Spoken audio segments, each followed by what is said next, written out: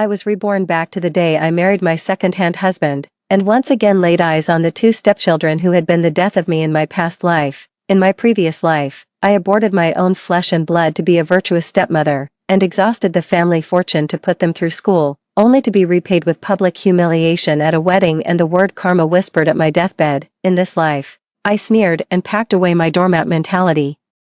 When my 8-year-old stepson slipped laxative into my tea again, I pushed the cup right in front of him, with his father watching. As his birth mother, Wang Yan, tried to stir up trouble, I pressed the record button and smiled, since my heartfelt sincerity was repaid with vicious ingratitude. Don't blame this stepmother for playing dirty. I lay on the cold hospital bed, listening to the heart monitor's shrill alarm, my vision fading in and out, outside the hospital room. I could hear Li Ming and Li Shui's voices. They couldn't even be bothered to step inside to see me one last time. That vicious woman is finally about to die. It's what she deserves. Li Ming's voice was dripping with satisfaction. Brother, keep your voice down. Someone might hear you. Li Shui offered a hypocritical warning, but then added, still, she had it coming. After the way she abused us all those years ago, getting lung cancer is nothing less than divine justice. My lips parted. But no sound would come. Tears traced a path from the corners of my eyes, soaking into the pillow. What a joke my whole life has been. 20 years ago, I married the widower Li Qinggang and became a stepmother to 8-year-old Li Ming and 6-year-old Li Shui. To be a good stepmother, I poured my heart and soul into it. I quit my teaching job to care for them full-time, even terminated my own 2-month pregnancy so they wouldn't feel replaced, after Li Qinggang died in the car accident. I worked 3 jobs to put them through top universities, and what did I get in return? Public humiliation at Li Ming's wedding. Their birth mother, Wang Yan, who had abandoned them for over 20 years, was ceremoniously invited on stage to sit in the mother's place of honor. Yet, I was publicly accused by Li Ming of child abuse and being psychologically twisted. I coughed up blood and collapsed on the spot. At the hospital, I was diagnosed with terminal lung cancer. Blood pressure keeps dropping. Prepare for resuscitation. The doctor's voice seemed to come from far away. I don't need resuscitation, just let me die. This life has been too much to bear. Darkness completely swallowed my consciousness. Oding, are you spacing out? A voice, both familiar and strange, pulled me back to awareness. My eyes snapped open. I found myself standing in a living room decorated with red characters. Before me stood Li Qinggang, looking 20 years younger. Dressed in a sharp suit with a groom's red flower pinned to his chest, tired from the wedding, he asked considerately, taking the bag from my hand, "Come, let me introduce you. This is Li Ming and Li Shui." My blood ran cold. Standing before me were 2 children, a boy of about 7 or 8 and a girl of 5 or 6. They were the exact image of my adopted children from my memories, frozen in their younger years. They looked up at me, their eyes filled with cold indifference and hostility. Ming. Xiao Shui, this is Auntie O. From now on, she'll be your mother. Li Qinggang gave the 2 children a gentle push. I have a real mother, Li Ming said coldly, taking his sister's hand and turning to leave. This scene felt so familiar. This is my first day married to Li Qinggang. Have I really gone back 20 years in time? Don't take it to heart. The children are still young and don't know any better. Li Qinggang patted my shoulder apologetically. Take your time, they'll come around. I forced a calm nod, excused myself to the bathroom, and locked the door. Staring at my reflection, now 20 years younger, my hands wouldn't stop trembling. This is no dream. I have been reborn, returned to the pivotal moment where my fate turned. In the mirror, my gaze grew steadily more resolute. Since fate has granted me a second chance, I will not repeat the same mistakes. The first thing, to confirm whether I am already pregnant. In my past life, at this time, I was already carrying my own child. Yet a month later, I chose to have an abortion to please my adopted children. That unborn child became a lifelong sorrow for me. I gently caressed my flat abdomen, bowing silently. This time, I will protect you, my precious one. Stepping out of the bathroom, I watched the father and his 2 sons enjoying a cozy moment in the living room. A cold smirk tugged at the corner of my mouth. In my past life, I gave my all, only to be repaid with betrayal. In this life, I'm living for myself.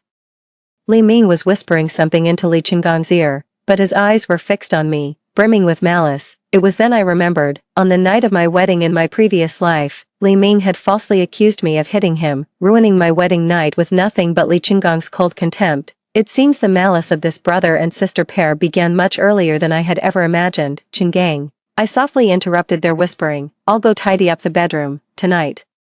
I lowered my head, feigning shyness. Li Qinggang's eyes lit up, and he immediately handed the children over to the nanny. As he put his arm around my waist and led me towards the bedroom, I glanced back at Li Ming. Just as I expected, I caught a flash of resentment in his eyes. "You little bastard," I sneered inwardly. "We'll see about that. This isn't over." The morning sun streamed through a gap in the curtains. I jolted awake, momentarily unable to distinguish dream from reality.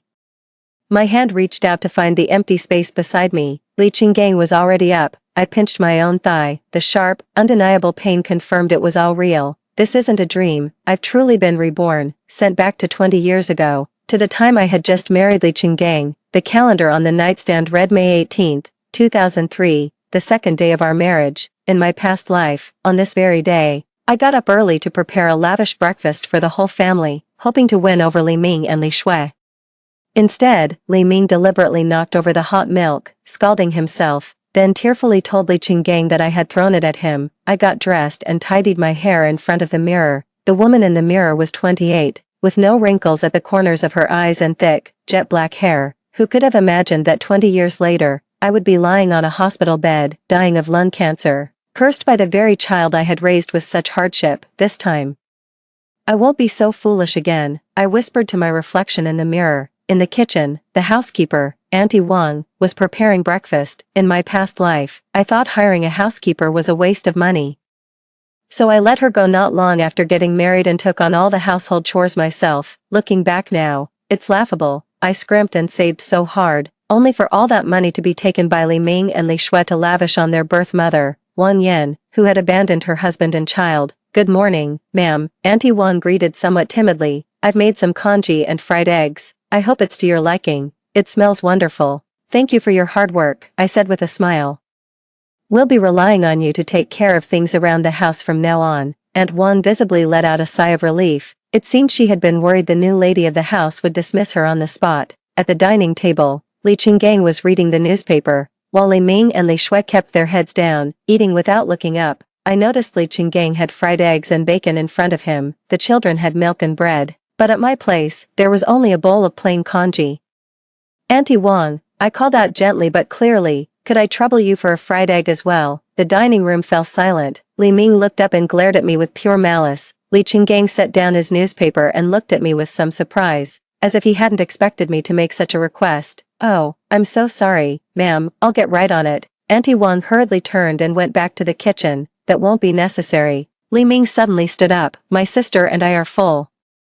He took Li Shui's hand and made to leave the table. "Wait," I put down my chopsticks. "Let me take your plates to the kitchen." "Okay." Li Ming froze in place, staring at me in disbelief. In my past life, I wouldn't have dared to ask them to do any chores. I practically wanted to spoon-feed them. Outing. Li Qinggang frowned. "The children are still young. Let Aunt Wang handle these things." I looked at Li Qinggang, the man I had once loved to the point of madness, in my past life.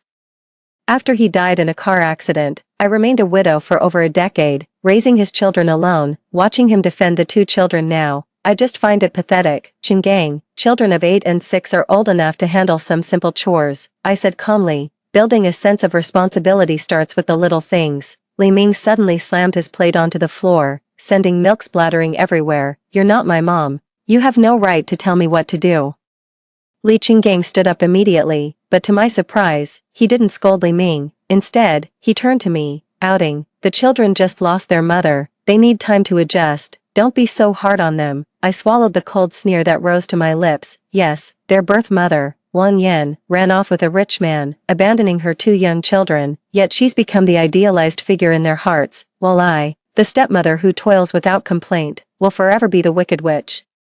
"I understand," I nodded, feigning compromise. "But I think, since we're a family now, there have to be some basic rules." After breakfast, Li Qinggang left for work, and Auntie Wang took the children to school. I went back to the bedroom and retrieved a notebook from the back of the wardrobe. In my past life, I also kept a diary, but it was filled with trivial domestic matters and parenting notes. This time, what I intend to record is the evidence of Li Ming and Li Shui's crimes.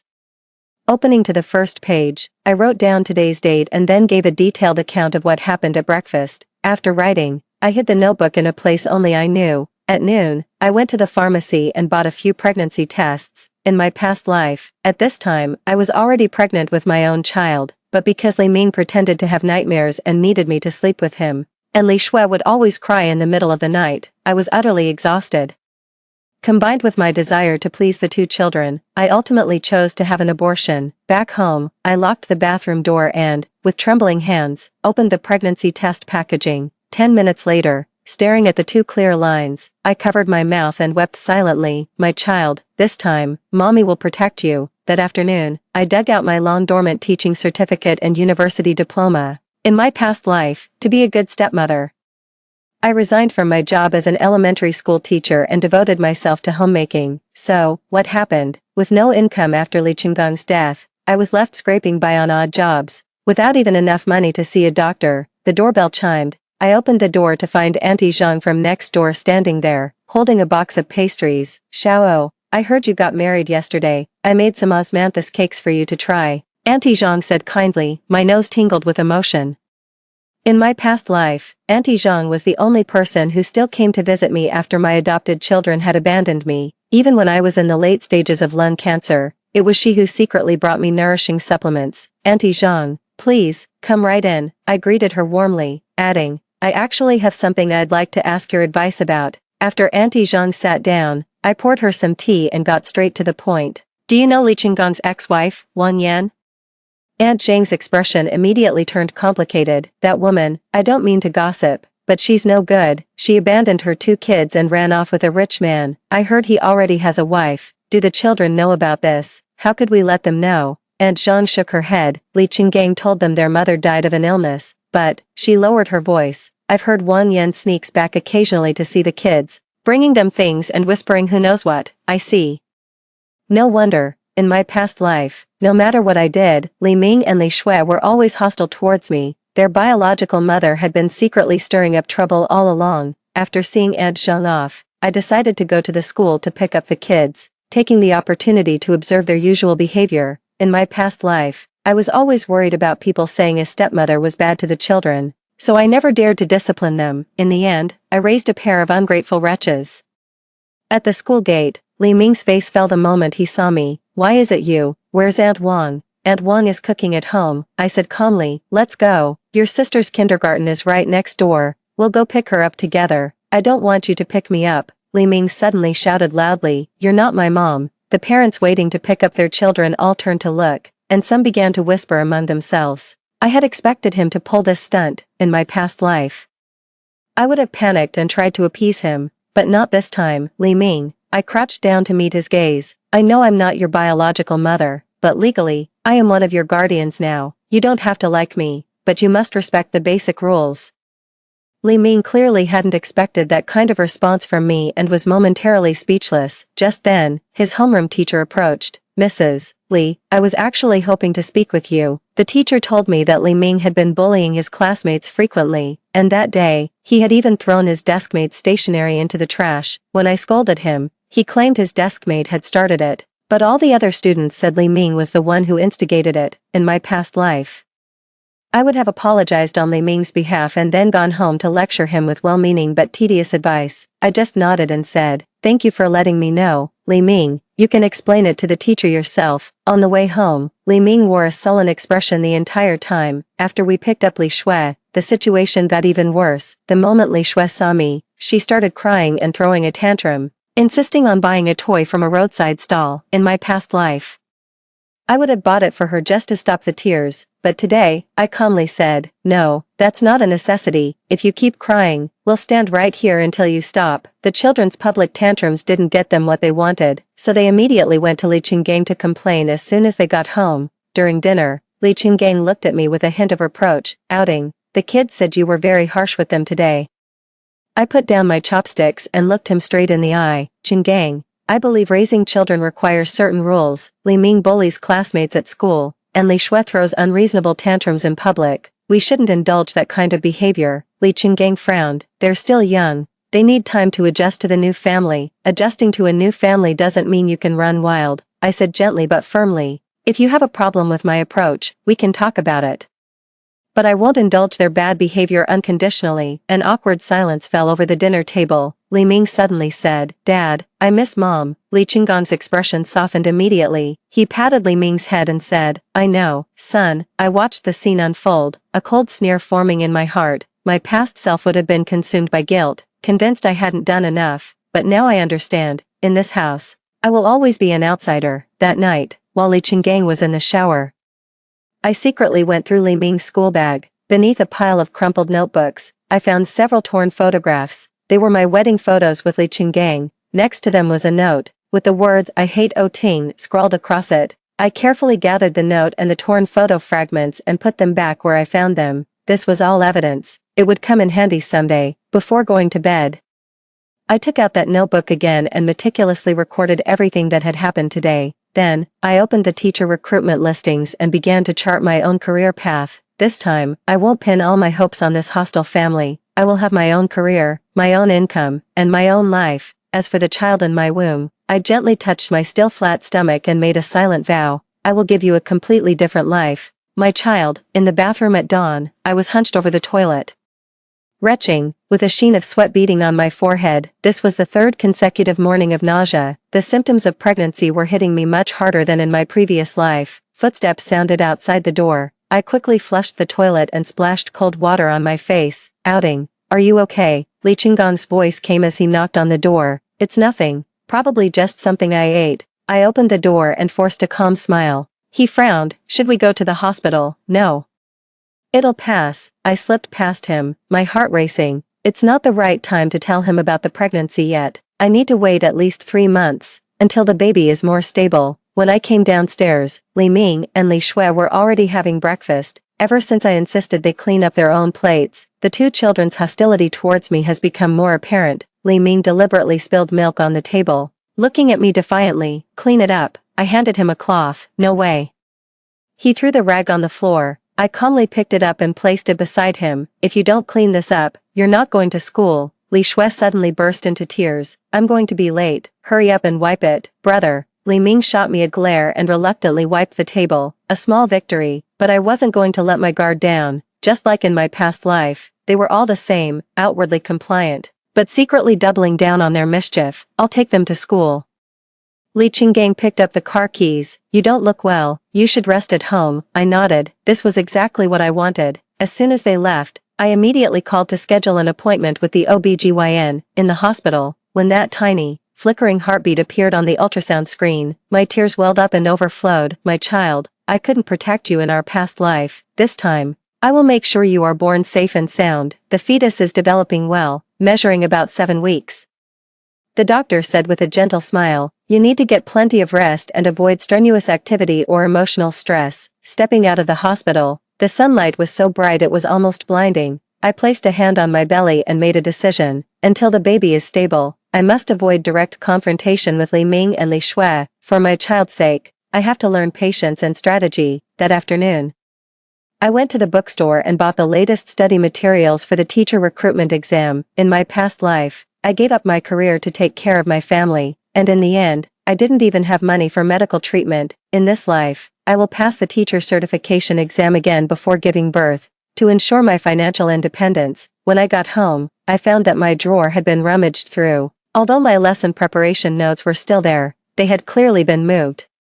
I let out a cold laugh, retrieved the hidden notebook from deep within the wardrobe, and recorded this detail. In my past life, I was too naive, thinking sincerity would be met with sincerity. In this life, I'll let the evidence do the talking. The phone rang suddenly. It was Li Ming's homeroom teacher, Mrs. Li. During P.E. class today, Li Ming deliberately pushed a classmate, who fell and scraped their knee, causing it to bleed. He refused to apologize and even lied, claiming the other child started it. I tightened my grip on the receiver. Did any other students see what happened? Several classmates confirmed that Li Ming was the one who started it. This isn't the first time something like this has happened. I hope we can work together to address this. Alright, I'll handle it. I hung up the phone, a smile tugging at the corner of my mouth without me even realizing it.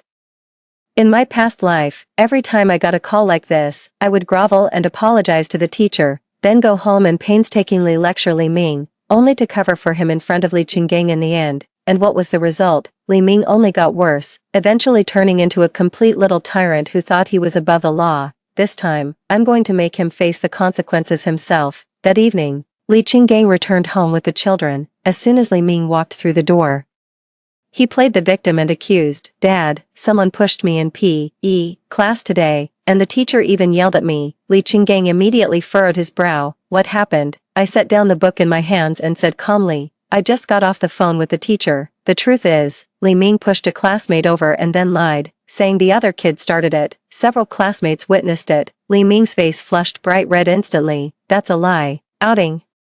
Li Qinggang's voice carried a clear note of displeasure. He's just a child, making mistakes is normal. There's no need for you to be so harsh. I took a deep breath, suppressing the churning discomfort in my stomach. Qinggang, an 8-year-old is old enough to know right from wrong. If we don't correct his lying and bullying now, he'll be much harder to discipline later. Even so, you should be gentler. After all, you're just, he suddenly stopped. Just his stepmother, I finished for him.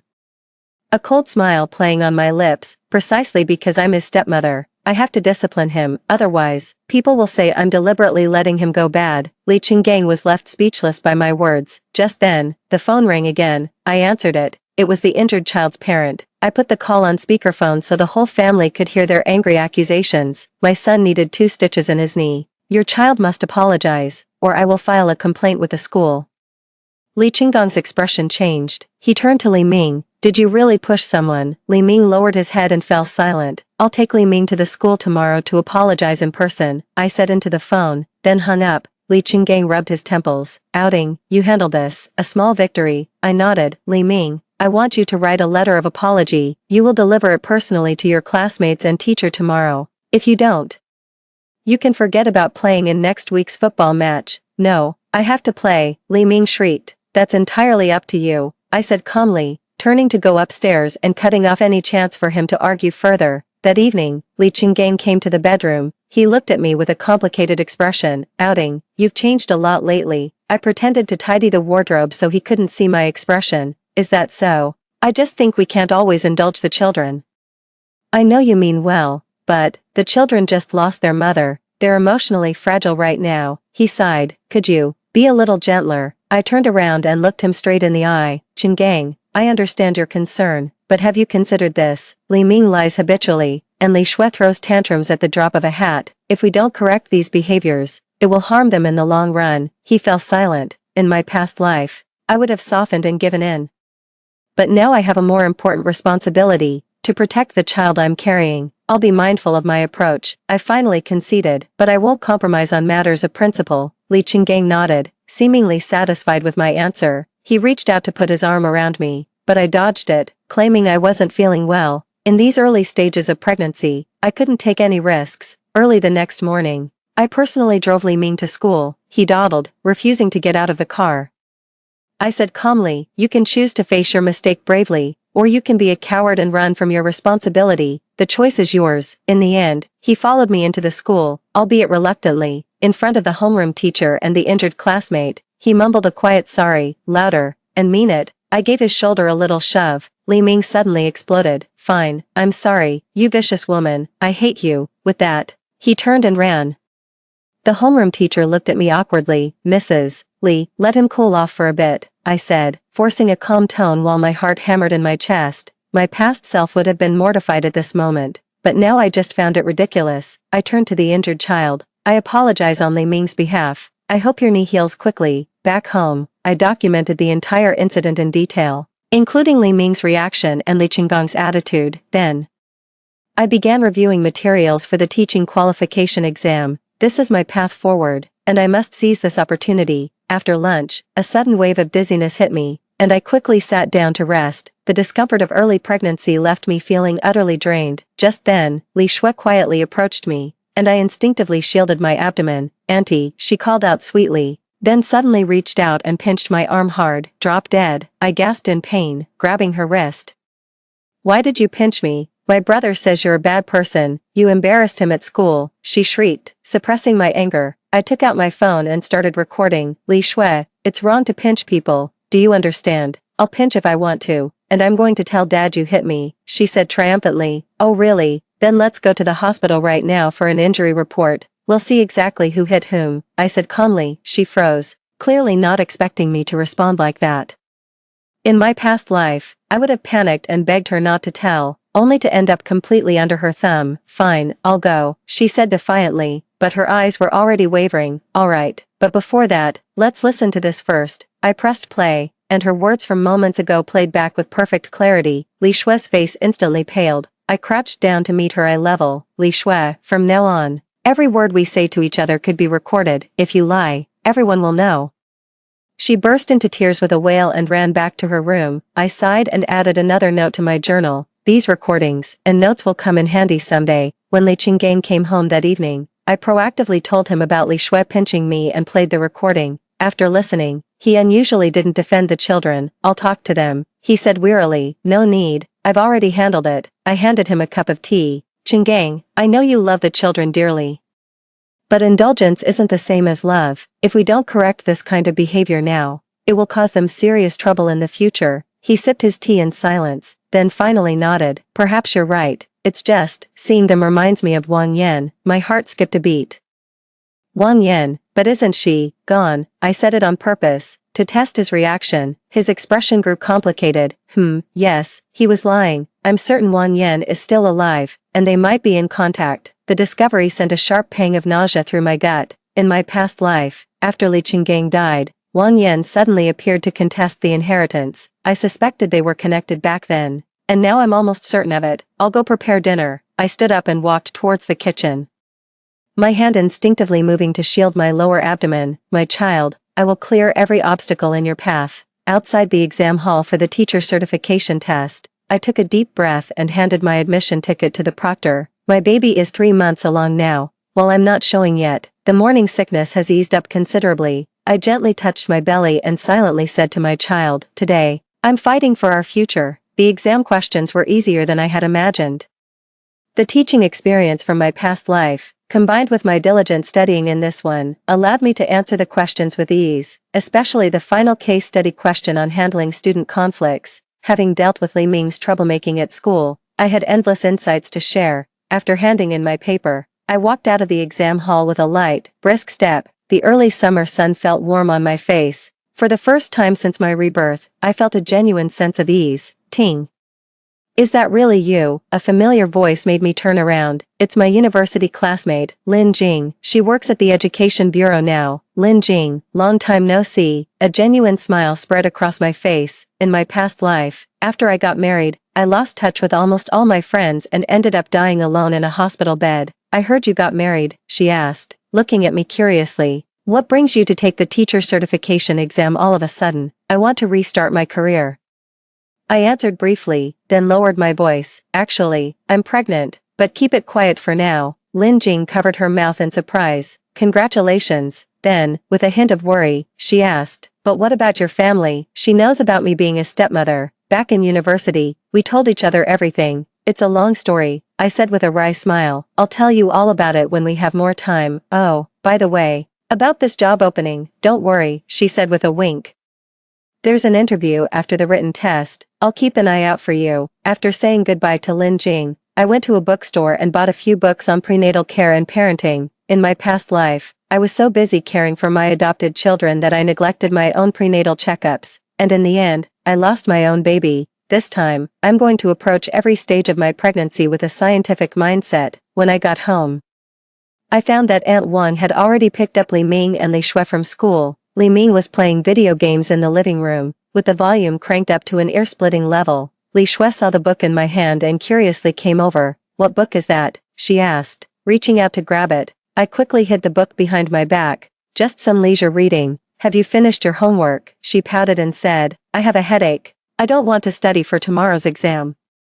I studied her expression carefully and noticed her evasive eyes. She was clearly faking it. In my past life, I would have anxiously taken her to the hospital, stayed up all night caring for her, and begged the teacher the next day to let her retake the test. And what was the result? She only got worse, faking illness to skip school more often, and her grades plummeted. Oh, a headache, I feigned concern. Why don't you go lie down for a bit? I'll make you some congee for dinner.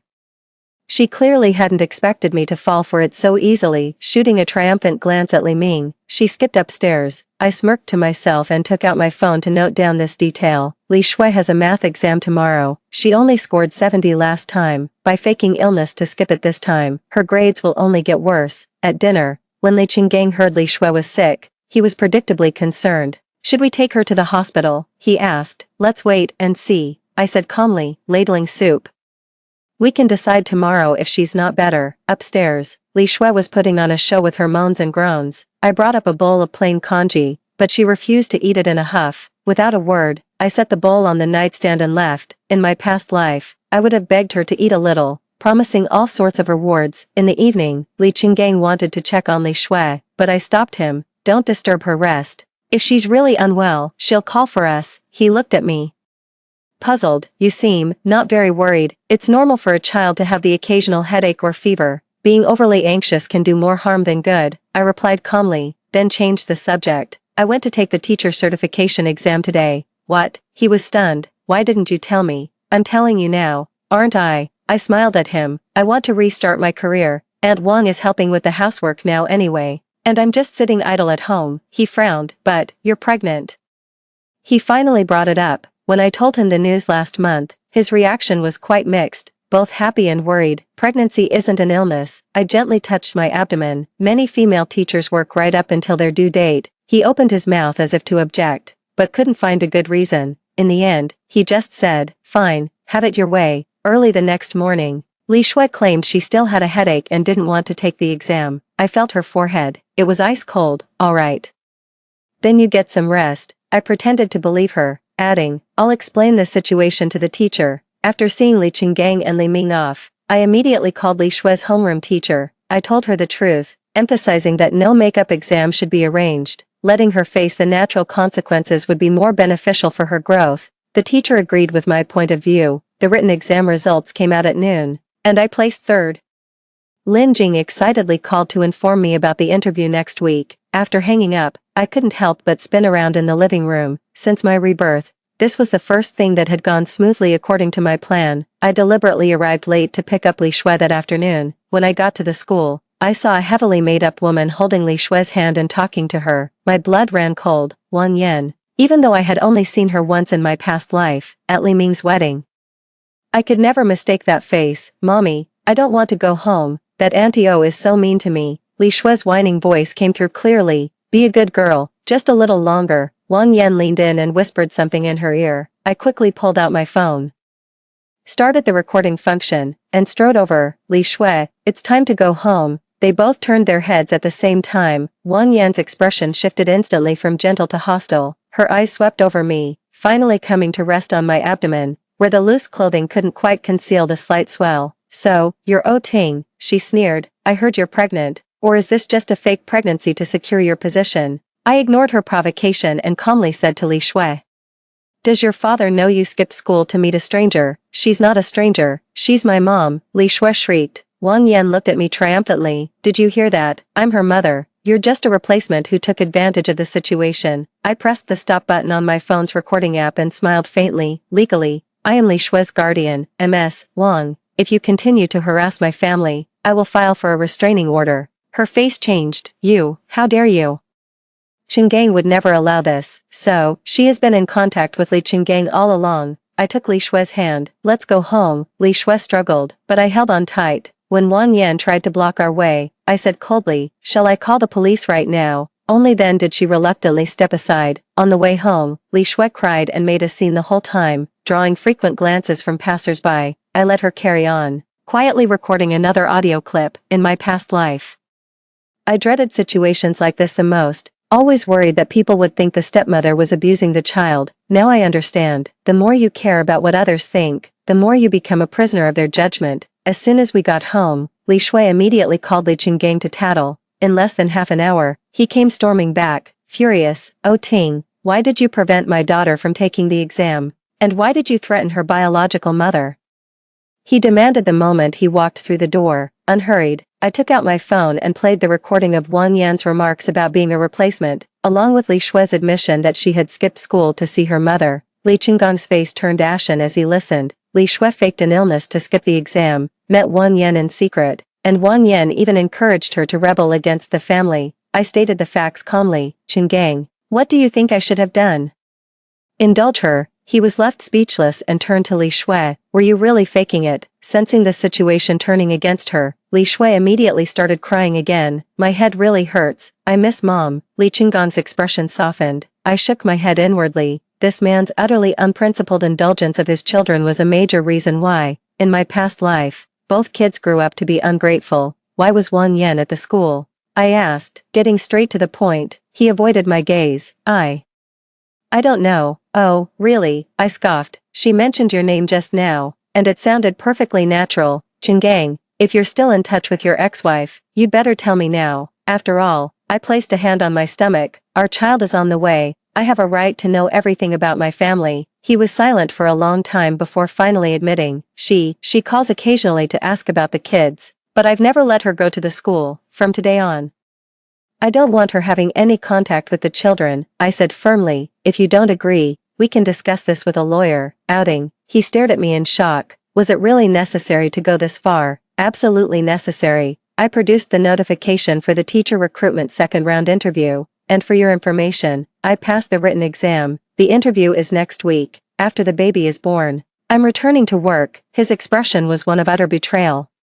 Then who's going to take care of our child? We can hire a nanny, or use a daycare center. I've planned for this. Many working mothers do it this way. That night, we slept back to back in bed, a chasm seeming to lie between us. In my past life, I would have been filled with anxiety, terrified our marriage was falling apart, but now, I only felt a sense of relief. With a career and the ability to be financially independent, I no longer had to swallow my pride and endure things like I did before. 3 days later, Li Shui's math test score came back, 45 points, the lowest in the class. She came home in tears, saying the teacher had scolded her and that a parent's signature was required, because you faked being sick to skip both the review and the exam. I stated calmly, this is the consequence of your own choice. She stared at me in disbelief. You're not going to help me. How am I supposed to help? By begging the teacher to change your grade. I'll sign the test, but on one condition. You write a reflection, analyze why you failed this time and how you plan to improve in the future. I hate you, she shrieked, running upstairs. I shrugged and left the test on the coffee table for Li Qinggang to deal with when he got back. In my past life, I would have racked my brains to cheer her up, even groveling to the teacher for a makeup exam. Now, let her face the consequences herself. That evening, Li Qinggang looked at Li Shui's test paper, his brow furrowed. These grades are terrible. She faked an illness to get out of studying and taking the exam. I told Qinggang straight, indulgence isn't love. If you keep spoiling them like this, they'll pay a much heavier price for it in the future. He let out a long sigh and, for once, didn't argue back. Perhaps he was finally starting to realize the gravity of the situation. Before bed, I meticulously recorded everything that had happened over the past few days, especially the details of Wang Yan's appearance. Then, I reviewed my interview materials. A teaching job wouldn't just provide financial security, it would also allow me to build a network and social resources, all potential tools for the future. My phone buzzed suddenly. It was a text from Lin Jing. I got the list of interview panelists. Director Zhang places particular importance on the homeschool cooperation section, so you might want to focus on that in your preparation. I sent a reply thanking her, feeling a warm glow inside. In my past life, I gave up all my friends for the sake of my family and ended up completely alone. In this life, I'm going to build my own social network. Moonlight streamed in through the window like water as I gently rested my hand on my slightly rounded belly. My child, your mother is building a completely different future for you. This time, no one will be able to hurt us. The delivery room lights were harsh and cold. I gripped the sheets as wave after wave of contractions washed over me. Compared to the heart-wrenching agony of my miscarriage in a past life, this pain felt like a blessing. It meant my child was about to be born safely. Push, I can see the head, the doctor encouraged. I clenched my teeth and summoned every ounce of my strength. That unborn child from my past life, the little soul I gave up to please my adopted children. This time, Mom will make sure you come safely into this world. A loud, piercing cry shattered the tense atmosphere in the delivery room. Congratulations, it's a healthy baby girl. The nurse placed a pink, squirming bundle on my chest. With trembling hands, I stroked her damp hair as tears blurred my vision. My daughter, Miley Yu. In my past life, I never even had the chance to give you a name. Footsteps sounded outside the hospital room door. Li Qinggang had arrived, bringing Li Ming and Li Shui with him. The two children trailed behind him reluctantly, their eyes filled with resistance. What a beautiful little sister. Li Qinggang carefully touched the baby's tiny hand, genuine joy shining in his eyes. Despite the tension between us, his anticipation for his own flesh and blood was unmistakable. Li Ming leaned in for a look and immediately wrinkled his nose, all wrinkly. Like a little monkey. All newborns look like that, I said calmly, holding Li Yu a little tighter. in my past life, I would have immediately scolded Li Ming for his rudeness, sparking an argument that would have put Li Qinggang in a difficult position. Right now, as long as he doesn't lay a finger on my sister, he can say whatever he wants. Li Shui stood by the bed, her eyes gloomy. Dad, when are we going home? It stinks in here. I sneered inwardly. An 8-year-old already knew how to express hostility in the most hurtful way. In my past life, I would have been utterly heartbroken. Now, I just find it laughable. You two go home with Auntie Wang first. Li Qinggang seemed to sense the awkward atmosphere too. I'll be back later. After the two children left, he spoke hesitantly. Outing. I know the kids' attitude isn't great, but they need time to adjust. I understand. I cut him off, not wanting to argue on the first day postpartum. But they're not little kids anymore. They should learn basic manners and respect. Right now, though, I lowered my head to kiss Li Yu's forehead. I just want to focus on my daughter. He sighed and said nothing more. The rift between us had been widening ever since Wang Yan entered the picture and I returned to work. But at this moment, holding my healthy newborn daughter, none of that mattered anymore. After we were discharged and returned home, I showed Li Qinggang the nursery I had prepared long ago, pale pink walls, a solid wood crib, and a full set of baby supplies, all bought with my teacher's salary. When did you prepare all this? Li Qinggang asked in surprise. I started putting things together bit by bit when I was 6 months pregnant, I said casually, using my own money. His expression was complicated. Ever since I passed the teacher recruitment exam and became a Chinese language teacher at the experimental primary school, the financial dynamics at home shifted. I was no longer the housewife who had to hold out her hand, living at the mercy of others. Aunt Wang offered to help take care of Li Yu, but I politely declined. I took 6 months of maternity leave to raise my child myself. In my past life, I spent all my energy trying to please my stepchildren and missed out on my own child's upbringing. In this life, I will personally care for Li Yu every single day. Li Qinggang seemed to hesitate, holding back his words. In the end, he simply said, have it your way. Whenever Li Yu's cries pierce the midnight silence, I'm always the first to stir awake. Diaper changes, feedings, burping, these endless, mundane tasks of parenting leave me utterly exhausted, yet I wouldn't have it any other way. My daughter, my own flesh and blood, every time her tiny hand wraps around my finger, I'm filled with a profound, unparalleled sense of joy and contentment. Yet, beneath this placid surface, treacherous currents are beginning to swirl. One morning, I discovered the prepared baby bottle was missing. After searching the entire kitchen, I finally found it at the bottom of the trash can. Someone had poured dish soap inside. I stared at the bottle, my blood running cold. In a past life, Li Ming had once put laxatives in my tea, and Li Qinggang had insisted the child was just being mischievous. I calmly took the photo and then thoroughly sterilized the baby bottle. From that day on, I locked everything for Li Yu in the cabinet in our bedroom, keeping the key on me at all times. MS. Oh, you've got some pretty dark circles under your eyes lately, Lu Wen, a concerned colleague, asked in the teacher's office. After my maternity leave ended, I enrolled Li Yu in the school-affiliated daycare center, which made it convenient for me to visit anytime. That's just how newborns are. I smiled, changing the subject. By the way, how's your preparation going for the open class next week? Don't even ask. I'm a nervous wreck. Lu Wen patted her chest dramatically. I heard Principal Zhang will be sitting in. I nodded, a plan already forming in my mind. My teaching experience from a past life gave me complete confidence for this lesson. If I perform well, I might even be able to get promoted early or secure a permanent position. I need more financial security and professional capital to prepare for the worst-case scenario. On the day of the open class, I made a special effort to dress Li Yu up adorably and brought her to school to show my colleagues. The little angel instantly won over all the teachers' hearts. Even the stern Principal Zhang couldn't resist making her laugh. MS. Oh, what a beautiful child, Principal Zhang said, holding Li Yu. Your husband must be so proud, right? He does dote on his daughter, I replied politely, not mentioning any other family matters. The open class was a huge success. My innovative teaching methods received high praise from the school leadership. After class, Principal Zhang specifically asked me to stay. MS. Oh, he said, there's a citywide training program for young teachers next month, and I intend to recommend you. Do well. It will help with your future professional title evaluation. I thanked him excitedly, my mind already racing. This training meant more connections and opportunities. I might even get to meet some experts in the field of education. In my past life, I had exhausted all my energy on that hostile family. In this life, I was determined to build my own social network and professional reputation. When I got home, I couldn't wait to share the good news with Li Qinggang. but as I pushed the door open, I was hit by the strong smell of alcohol. Li Qinggang was slumped on the sofa, an almost empty bottle of whiskey on the table in front of him. "Qinggang," I asked cautiously, pulling Liu a little closer to me.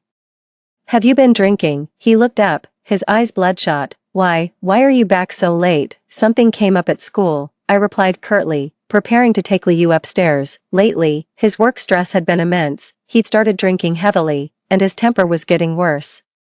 "Stop right there." His voice suddenly rose, startling Liu. I'm asking you, are you getting awfully close with one of the male teachers at school?" I was stunned. "What do you mean?" Li Ming said. "He said he saw you with a male teacher at the cafe," he mumbled incoherently. I was trembling with rage. Was 10-year-old Li Ming already starting to spread this kind of rumor? In my past life, he used similar tactics to drive a wedge between me and Li Qinggang, which ultimately led to our separation. "Your son is lying," I said, enunciating every word. "I was at school all day today, teaching and in meetings. If you don't believe me, you can call Principal Zhang." He staggered to his feet. You have a job now, so you think you're all grown up, is that it? You look down on me now." I took a step back, shielding Liu. "You've had too much to drink, let's talk tomorrow." That night, I locked the bedroom door and pulled Liu's small bed close to mine. Li Qinggang's drinking problem had surfaced earlier than in my past life, a dangerous sign. Gently patting the frightened, crying Liu, I began to seriously consider the possibility of divorce. The next morning, Li Qinggang seemed to have a hazy memory of the previous night and offered me an awkward apology. "Qinggang," I said calmly, "I think you need to quit drinking. Furthermore, you should discipline Li Ming. Not put stock in the rumors spread by a 10-year-old child." He frowned, outing, "You're talking to me like I'm one of your students, because you're acting like a rebellious teenager." I shot back, "Drinking too much, being paranoid, having no principles with the kids, this isn't how a mature man behaves." I regretted the words as soon as they left my mouth, not because they were untrue, but because the timing was wrong. Antagonizing him now wouldn't do me any good. Sure enough, his expression darkened. "Perhaps we both need to cool off. I won't be home for dinner tonight." After he left, I immediately called Lin Jing and arranged to meet her for lunch. As an old classmate who works at the Education Bureau, she knows quite a few people in the legal field. At the cafe, I gave her a concise rundown of my family situation. "Are you thinking about divorce?" Lin Jing asked, lowering her voice. "I'm weighing all my options." I stirred my coffee gently. "In the worst-case scenario, I need to know how to fight for Liu's custody and secure the best possible outcome for myself." She nodded thoughtfully. "I know a very good divorce lawyer who specializes in custody cases." But, she hesitated, "You have a stable job, which is an advantage. However, the father is in a better financial position, so the court might lean towards joint custody." Joint custody would mean Liu would have to live with Li Ming and Li Shui. I shook my head. "That's absolutely out of the question. Then you'll need to gather evidence to prove that environment is harmful to the child," Lin Jing said seriously. "Things like alcoholism, domestic violence, or if the children show violent tendencies." "Thank you, I'll think about it." I shook Lin Jing's hand. "Please keep this matter confidential for now." When I got home, I found Li Shui's homework notebook left in the living room. I opened it and saw it was filled with horrifying doodles, a figure holding a baby, with the words "die" scrawled beside it. My blood ran cold. Though no names were mentioned, the intent was unmistakable. I quickly took a photo and then placed the notebook back exactly where I found it. This would all serve as evidence for the future. That evening, as expected, Li Qinggang did not come home for dinner. After I got Liu to sleep, I took out my hidden notebook and meticulously recorded everything that had happened recently: the poisoned baby bottle, Li Ming's slander, Li Qinggang's drinking and suspicion, Li Shui's terrifying graffiti. After writing the final word, I quietly entered the nursery. Liu was sleeping soundly in the moonlight, her little chest rising and falling rhythmically. I leaned down and kissed her forehead, bowing silently to myself. "No matter what happens, Mommy will protect you. This time, no one will harm my child." I was kneeling in the nursery, sorting through Liu's tiny clothes, when a loud crash suddenly echoed from downstairs. It was followed immediately by Li Qinggang's furious roar. "Oh Ting, get down here this instant." My heart sank. I hadn't heard that tone of voice from him in a very long time. Ever since Liu was born, we had maintained a superficial peace, though we were drifting apart. At least we hadn't had any major blow-ups. I gently placed the sleeping Liu into the crib, checked that the baby monitor was on, and then slowly made my way downstairs. Li Qinggang stood in the middle of the living room, My hidden notebook in his hand, his face ashen, my blood ran cold. He had found it. What is this? He shook the notebook in his hand, his voice low but more terrifying than a shout. Have you been spying on my child, documenting their crimes? I took a deep breath, forcing myself to stay calm. That's not spying, it's a standard parenting log. Parenting log. He flipped open a page and read aloud. May 3rd. Li Ming intentionally knocked over the hot soup, scalding Li Yu, and claimed it was an accident. The security footage shows he stared at his sister for 3 seconds before acting. His voice trembled. You call this a parenting log?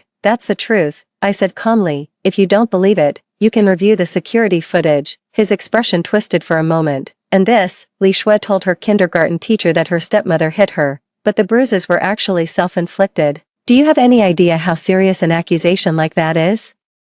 That's precisely why I need to document the facts. I walked to the TV cabinet and retrieved a USB drive. This contains the kindergarten teacher's statement and a photo from that day showing Li Shui's arm without any injuries. Would you like to see it now? Li Qinggang looked at me as if I were a stranger. When did you become like this? My outing would never be so cold-blooded, cold-blooded. I almost laughed out loud. In my past life, I was too passionate. And that's exactly why I ended up the way I did, Qinggang, I said, looking him straight in the eye. I'm just protecting our daughter. Can't you see the hostility Li Ming and Li Shui have towards Li Yu? He slammed the notebook down hard on the coffee table. They're just children, and you're documenting this as if it were criminal evidence. Because no one would believe a stepmother. I picked up my notebook and flipped to the latest entry. For instance, just yesterday, Wang Yan came to pick up Li Shui from school again and taught her to call Li Yu a bastard. I have photos as proof. Li Qinggang's expression changed. Wang Yan, she just checks on the kids occasionally, I sneered. This is already the 3rd time this month. And, I pulled out my phone and played a recording, in which Wang Yan's voice was clear. Once your dad divorces that bitch, Mom will come back to live with you. Li Qinggang's face instantly turned ashen. You've been following them. Li Shui's smartwatch answered automatically. I lied calmly. But the truth is, I planted a voice recorder in her backpack. Qinggang and Wang Yan have been poisoning the kids' minds against this family. And you, I paused. Where were you last Thursday afternoon? His pupils contracted sharply. Last Thursday. He claimed he was working overtime, but in reality, he went to see Wang Yan, a fact my hired private investigator captured on camera. I was at the office. Really. I opened my phone's photo album and showed it to him. In the picture, he and Wang Yan were in a corner of the cafe, holding hands. Li Qinggang recoiled as if scalded. You had someone follow me. I just want the truth. I took back my phone. What are you two planning? A divorce? Sending Li Yu away? It's not what you think. He grabbed his own hair. Wang Yan just wants to be more involved in the child's life, and conveniently get involved in her ex-husband's life too. I sneered. Qinggang, I'm not a fool. If you really want to get back with Wang Yan, we can discuss a divorce. But Li Yu stays with me. You're insane, he roared. I will not give up on my daughter. The sound of crying from upstairs cut through our argument. Li Yu was awake. I turned and headed for the stairs, pausing at the foot of them.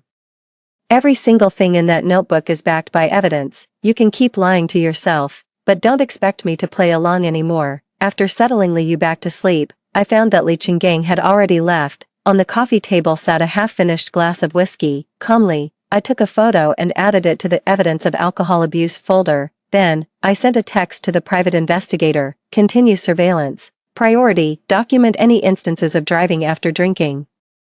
Late that night, Li Qinggang stumbled home, reeking of alcohol, and passed out in the guest room. I locked the bedroom door, opened my laptop, and began compiling all the evidence, records of the children's misbehavior, Wang Yan's attempts to drive a wedge between us, Li Qinggang's drinking and his lies. These were all potential weapons for what was to come. The next morning, a poster on the community bulletin board caught my eye. How to establish healthy family boundaries, a family education lecture. The speaker was the renowned child psychologist, Professor Zheng. I immediately noted down the time and location. On the day of the lecture, I made a point of bringing Li Yu with me. There were quite a few familiar neighbors in the audience, and they seemed surprised to see me with the child. After all, rumors about the wicked stepmother had been circulating for a long time. Professor Zheng's lecture was brilliant. When he specifically addressed establishing boundaries in stepfamilies, I couldn't help but raise my hand to ask, Professor Zheng, if a stepchild, influenced by their biological mother, develops hostility towards their stepmother and half-sister, even to the point of harmful behavior, How should that be handled? The entire room fell silent instantly. The question was too specific, and too pointed. Professor Jing adjusted his glasses. First and foremost, the child's safety must be guaranteed. That is non-negotiable. Secondly, the biological father must unequivocally take the right side. There can be no ambiguity. Finally, all actions must bear their corresponding consequences. I was diligently taking notes, completely unaware that a neighbor in the back row was secretly taking photos. After the lecture, Professor Jing sought me out specifically. Your situation is quite unique. If you need to, we can discuss it in detail at my office. I was just about to thank him when I suddenly saw Li Qinggang standing at the entrance of the venue, his face dark. He strode over. What are you doing here? Attending a lecture, I said calmly, pulling Liu closer to me. Is airing our dirty laundry in public something to be proud of? He demanded in a hushed voice. Professor Jing interjected. Sir, MS.O. is simply here seeking professional advice. Family education is not a private shame, it's a social responsibility. Li Qinggang was left speechless and could only glare at me furiously. Just then, my phone rang with a message from Lin Jing. The lawyer is all set. Tomorrow at 10 a.m., pretend to come visit Li Yu. The silence in the car on the way home was almost suffocating. Li Qinggang suddenly spoke up. Wang Yan wants to invite Li Ming and Li Shui for the weekend. No, I refused, my voice leaving no room for argument. You have no right to stop them from seeing their own mother. But I have the right to protect Li Yu, I said coldly. Last time they came back from Wang Yan's place, there was dish soap in Li Yu's bottle. Remember? He slammed on the brakes. What makes you so sure Wang Yan was behind it? I opened my phone and played a recording. Wang Yan's voice was clear. That little bastard never should have been born. Li Qinggang's face turned ashen. The recording had been made by a private detective, secretly taped at the beauty salon Wang Yan frequented. You.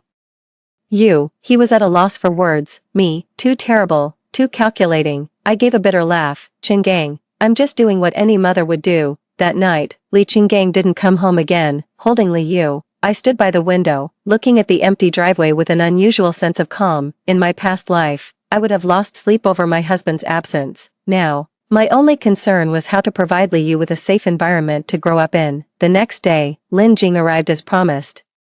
Bringing the lawyer Zhou Ying with her, we pretended to chat about parenting, but in reality, we were discussing the possibility of divorce. Based on the evidence you've gathered, there's a strong chance of obtaining custody, Zhou Ying said, flipping through the materials I provided, especially the records of alcoholism and evidence of the affair. But the court might still award joint custody. Absolutely not, I cut her off. Li Yu cannot be left alone with Li Ming and Li Shui.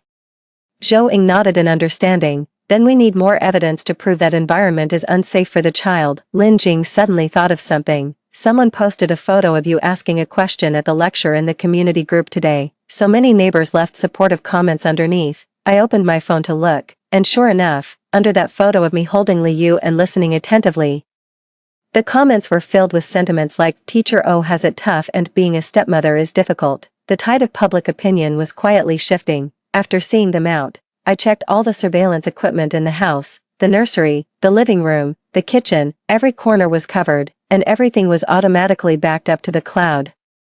This wasn't just about gathering evidence, it was about keeping Li Yu safe. Li Qinggang came home that night, reeking of alcohol and perfume. He looked at me with pure hostility, but he toned it down considerably when I pulled out my phone and started recording him. We need to talk, he said, sitting at the far end of the sofa. Wang Yan, she does want to get back together, but I haven't decided yet. I hadn't expected him to admit it so directly. My heart gave a sharp, painful lurch.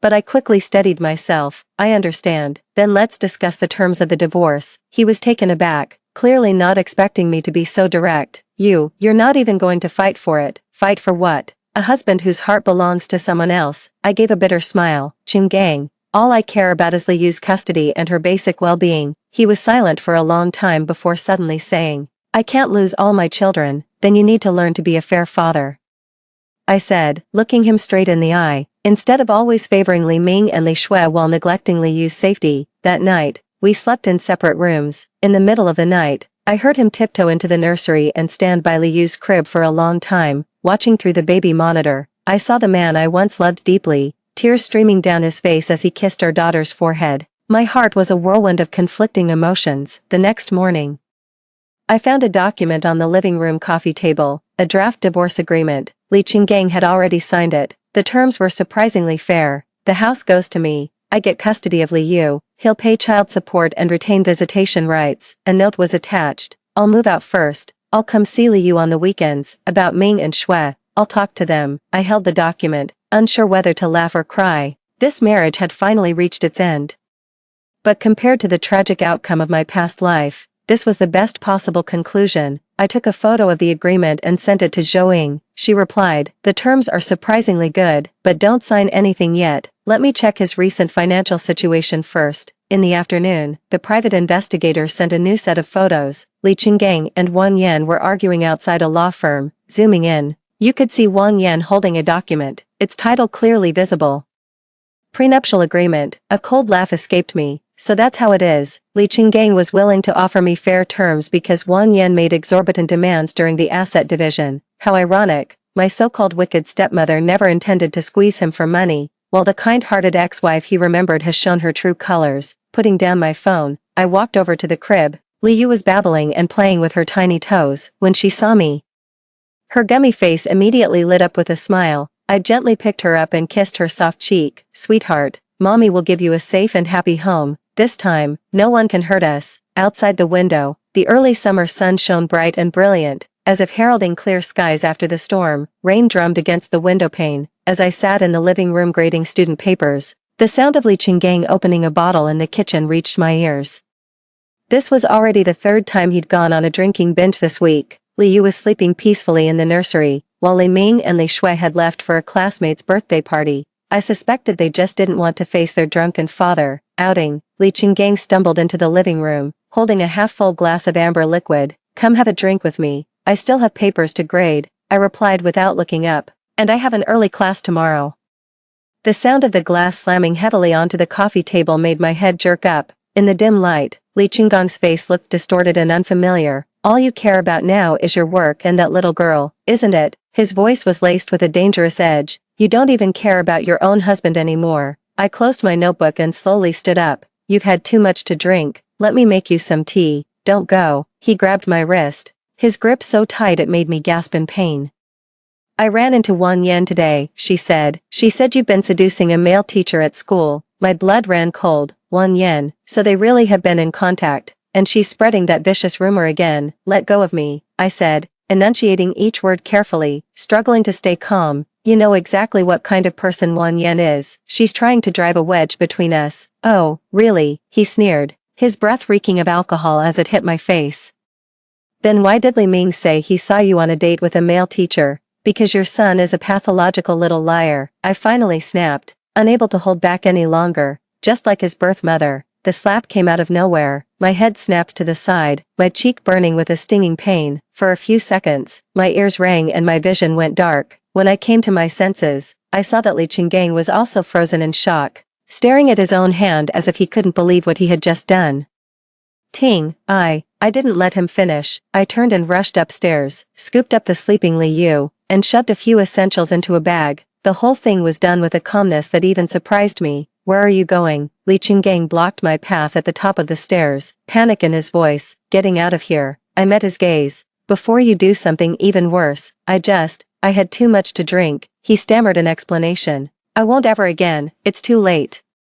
I stepped around him and headed for the door. "I'll contact my lawyer. Until then, stay away from me and Li Yu." The rain was still falling. I rushed into the car with Li Yu in my arms, my hands trembling as I started the engine. In the rearview mirror, I saw Li Qinggang standing in the doorway, his figure looking utterly forlorn in the downpour, but I didn't look back. In my past life, I endured far too much, and all it ever brought me was betrayal and pain. In this life, for Li Yu's sake, I have to be strong. After receiving my call, Lin Jing immediately connected me with her friend Zhou, a lawyer who specializes in divorce cases. On her advice, Li Yu and I temporarily moved into a hotel near the school. "We need to photograph the injuries on your face for evidence," Zhou said seriously. "Also, tell me everything you know." Over the next few hours, I recounted the entire history of the marriage in detail. Wang Yan's meddling, the hostility from the adopted children, Li Qinggang's alcoholism, and the domestic violence that occurred tonight. I also showed some of the evidence saved on my phone, photos of the poison baby bottle, Li Shui's disturbing drawings, records of Li Ming causing trouble at school. "All of this is important," Zhou said, taking notes rapidly. but the court places more weight on direct evidence,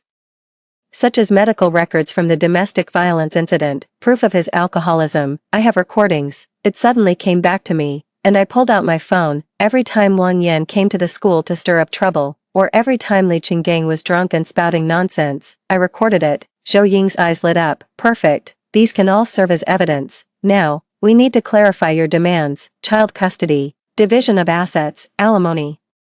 I only want custody of Li Yu and enough money to raise her, I said with unwavering determination. Nothing else matters. That night, Li Yu tossed and turned restlessly in the unfamiliar hotel bed. I patted her gently, humming a lullaby, but my heart felt as heavy as a stone. I had thought that after being reborn, I could change everything, yet I still ended up at the point of divorce. But at least, this time, I protected my child, and my dignity. Early the next morning, I took a leave of absence from school and took Li Yu to the hospital. The doctor meticulously documented the bruises on my face and issued a medical report. Meanwhile, Zhou Ying had already filed for divorce and obtained a temporary restraining order with the court, prohibiting Li Qinggang from approaching me or Li Yu. To my surprise, Li Qinggang didn't retaliate immediately. It wasn't until the third day that I received a call from Zhou Ying, her voice unusually grave. "Oh Ting.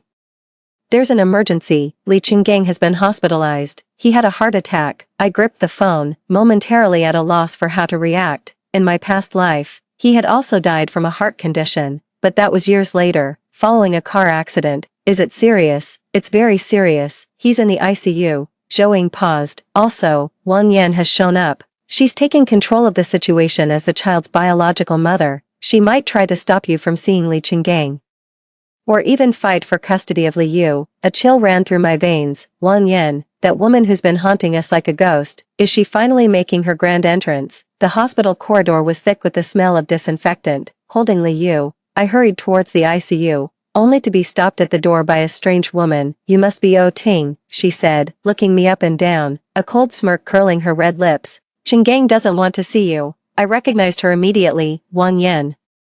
Compared to the brief glimpse I'd caught of her at the school gate last time, she was dressed far more exquisitely now, enveloped in the scent of expensive perfume. "I am his lawful wife. I have the right to visit him," I said calmly, simultaneously pressing the record button on the voice recorder in my pocket. "Lawful," she sneered. "Qinggang and I never divorced. We're just separated. You're nothing but a fraud." The words hit me like a ton of bricks. "Not divorced?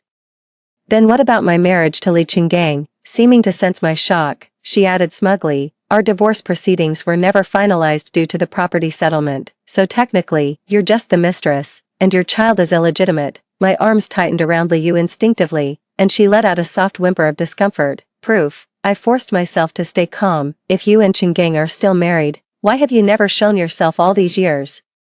Why does the mother field on both children's legal documents say deceased?" Her eyes flickered. "That's none of your business. Please leave now, or I'll call security." Just then, the ICU door opened and a doctor stepped out. "Family of Li Qinggang, Wang Yan and I" stepped forward simultaneously. The doctor looked at us. "The patient's condition is stable for now, but he requires absolute quiet. Immediate family may go in." One at a time, Wang Yan immediately produced a piece of paper. "I'm his wife," she said. "This is our marriage certificate." The doctor glanced at it and nodded. Wang Yan shot me a triumphant look before following the doctor inside. I stood rooted to the spot, my legs turning to jelly. If what she said was true, and my marriage to Li Qinggang was indeed invalid, then Li Yu, my little Yuer, would legally be considered a child born out of wedlock. Her rights and protections would be severely diminished. No, I couldn't panic. There had to be a way. I hurried to the public phone at the end of the hospital corridor and dialed Zhou Ying's number. "Attorney Zhou, there's been a new development." 3 days later, Li Qinggang's condition took a sudden turn for the worse. The doctor allowed me a brief visit, but Wang Yan and their 2 children were stationed by the bedside, watching me like hawks. Li Qinggang lay in the hospital bed, his face ashen, hooked up to a tangle of tubes. When he saw me enter, he feebly twitched a finger. "Qinggang." I called out softly, at a loss for words. Did I hate him, pity him? This man had given me a sham of a marriage, but he had also given me Li Yu, the most precious gift of my life. His lips trembled, as if he wanted to say something. I leaned in close and heard his faint, breathless voice. "I'm sorry, take care of the child." Then, the line on the heart monitor flattened into a straight line, and a piercing alarm filled the hospital room. "No, Dad." Li Ming and Li Shui threw themselves onto the bedside, weeping. Wang Yan also dabbed at her eyes with feigned sorrow, not forgetting to shoot me a triumphant look. I silently stepped back, holding Li Yu tighter in my arms. Li Qinggang was gone, leaving behind a complete mess, and the real war was just beginning. At the funeral, Wang Yan presided over everything as the widow, while Li Yu and I were seated in the very last row. Relatives cast glances of either pity or contempt our way, their hushed whispers never ceasing. I heard she was the other woman. That child is illegitimate, isn't she? It's Wang Yan who's truly pitiful, having her husband stolen from her for all these years. I sat up straight, my face expressionless. Let them talk, the truth would come out soon enough. After the funeral, Wang Yan immediately sprang into action. As the legal spouse, she took over all of Li Qinggang's property and bank accounts, even attempting to change the locks on the house we lived in. You have 3 days to move out, she informed me haughtily, or I'll call the police. Zhou quickly counterattacked, filing an emergency application with the court to freeze Li Qinggang's estate and confirm my marital relationship with him. Simultaneously, we began gathering evidence of Wang Yan's activities over the years, her relationships with various men, her long-term failure to fulfill her duties as a mother. The situation is complicated, but not hopeless. Zhou analyzed that the key is to prove that Wang Yan has long abandoned the family, while you and Li Qinggang have lived together for years as husband and wife, establishing a de facto marital relationship. What about Li Yu? According to the law, children born out of wedlock have the same rights as those born within marriage, as long as paternity is established. Zhou reassured me that Li Qinggang signed the birth certificate, and that fact won't change. Back in the small, temporary apartment I was renting, I collapsed onto the sofa, exhausted. Li Yu babbled and played with her toys in the crib, completely unaware of the turmoil, gently stroking her soft hair. I made a silent vow, no matter the cost, I will protect everything you are entitled to. My phone buzzed suddenly, a text from an unknown number. Think you've won, just you wait, you bitch. I stared at the message and suddenly laughed. Wang Yan had finally dropped the act. Good, the war was on, and this time, I was ready. In the court mediation room, the air conditioner hummed with a low, steady drone. I sat at one end of the long table, facing Wang Yan and the high-priced, elite lawyer she had hired. Li Ming and Li Shui sat on either side of her, like two loyal little guardians. Li Ming was 15, almost as tall as an adult, the hostility in his eyes undiminished. Li Shui was 13, wearing heavy makeup that didn't suit her age, looking at me as if I were a piece of trash. The mediator cleared his throat. Regarding the distribution of Mr. Li Qinggang's estate, what proposals do the two parties have? Wang Yan's lawyer spoke first. My client is the lawful spouse and is entitled to inherit the entire estate. As for Ms. O, given the questionable nature of her marital relationship with Mr. Li, she can at most receive a small compensatory sum. Zhou sneered. Our side has submitted ample evidence proving that Ms. O and Li Qinggang had a de facto marital relationship. According to Article 1054 of the Civil Code, she is entitled to the rights of a lawful spouse. Furthermore, we have evidence indicating that Ms. Wang has long abandoned her family and failed to fulfill her maternal duties. Preposterous. Wang Yan slammed the table and stood up. It was O Ting who intruded into our marriage. Is that so? Zhou replied calmly, sliding a document across the table. This is evidence of your extramarital affair with a certain business owner, Mr. Lin. The timeline predates your departure from the family, and these, she produced several more photographs, are intimate photos of you with various men, all taken during the period you claimed to be a widow. Wang Yan's face instantly drained of color.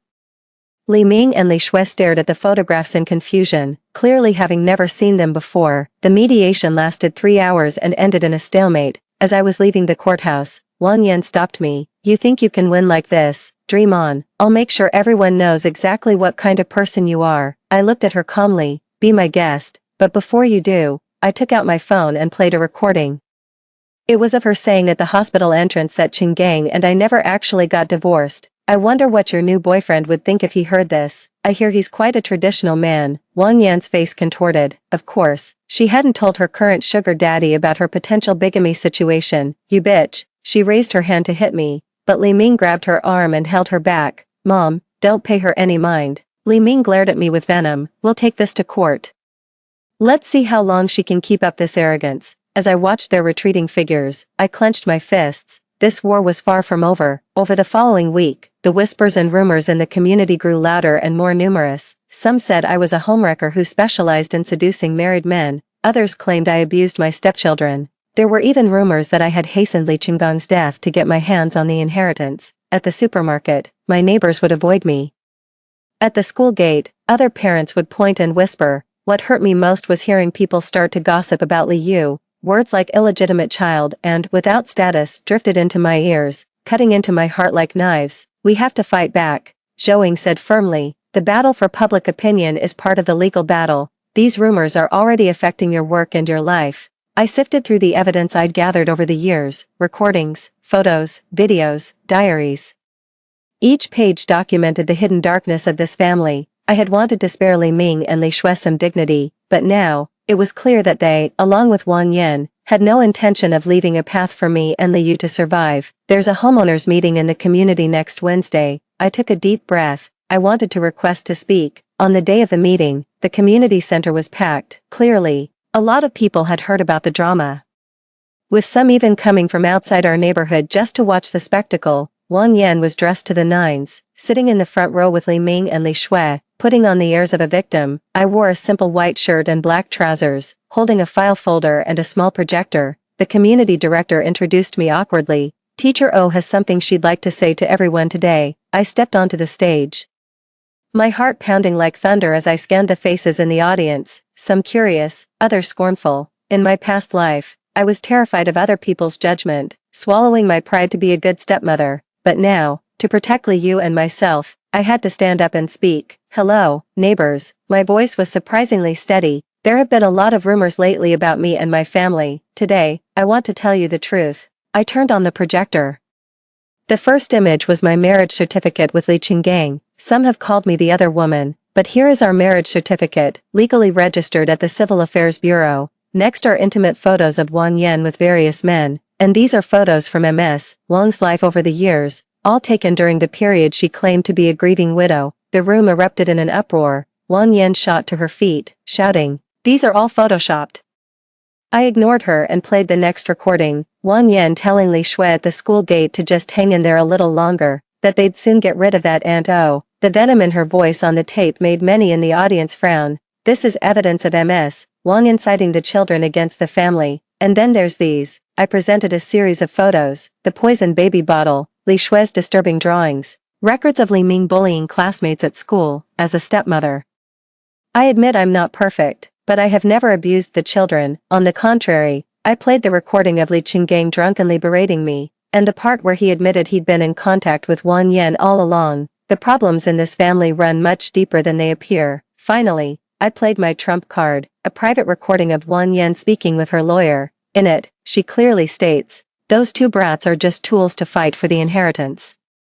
Once the money's in hand, who cares what happens to them? Li Ming and Li Shui's faces instantly turned ashen. Li Shui even burst into tears. Mom, did you really say that? Wang Yan panicked. It's been edited. She's framing me. But no one believed her anymore. The room buzzed with whispers, and many in the audience looked at her with utter contempt. I only want what's rightfully mine and my daughter's. To summarize, Li Yu is Li Qinggong's biological daughter and has the right to inherit her father's estate. As for Li Ming and Li Shui, I looked at those two children, who appeared both confused and hurt. I am still willing to fulfill my guardianship duties until they come of age. This isn't some naive do-gooder impulse, it's a calculated move. I know they would never choose to stay with me, but making this statement secures me the moral high ground, both in the court of public opinion and in the eyes of the law. After the meeting, the tide had turned completely. Neighbors came over one after another to console me, with some even volunteering to testify on my behalf. Wang Yan left in disgrace with her two children,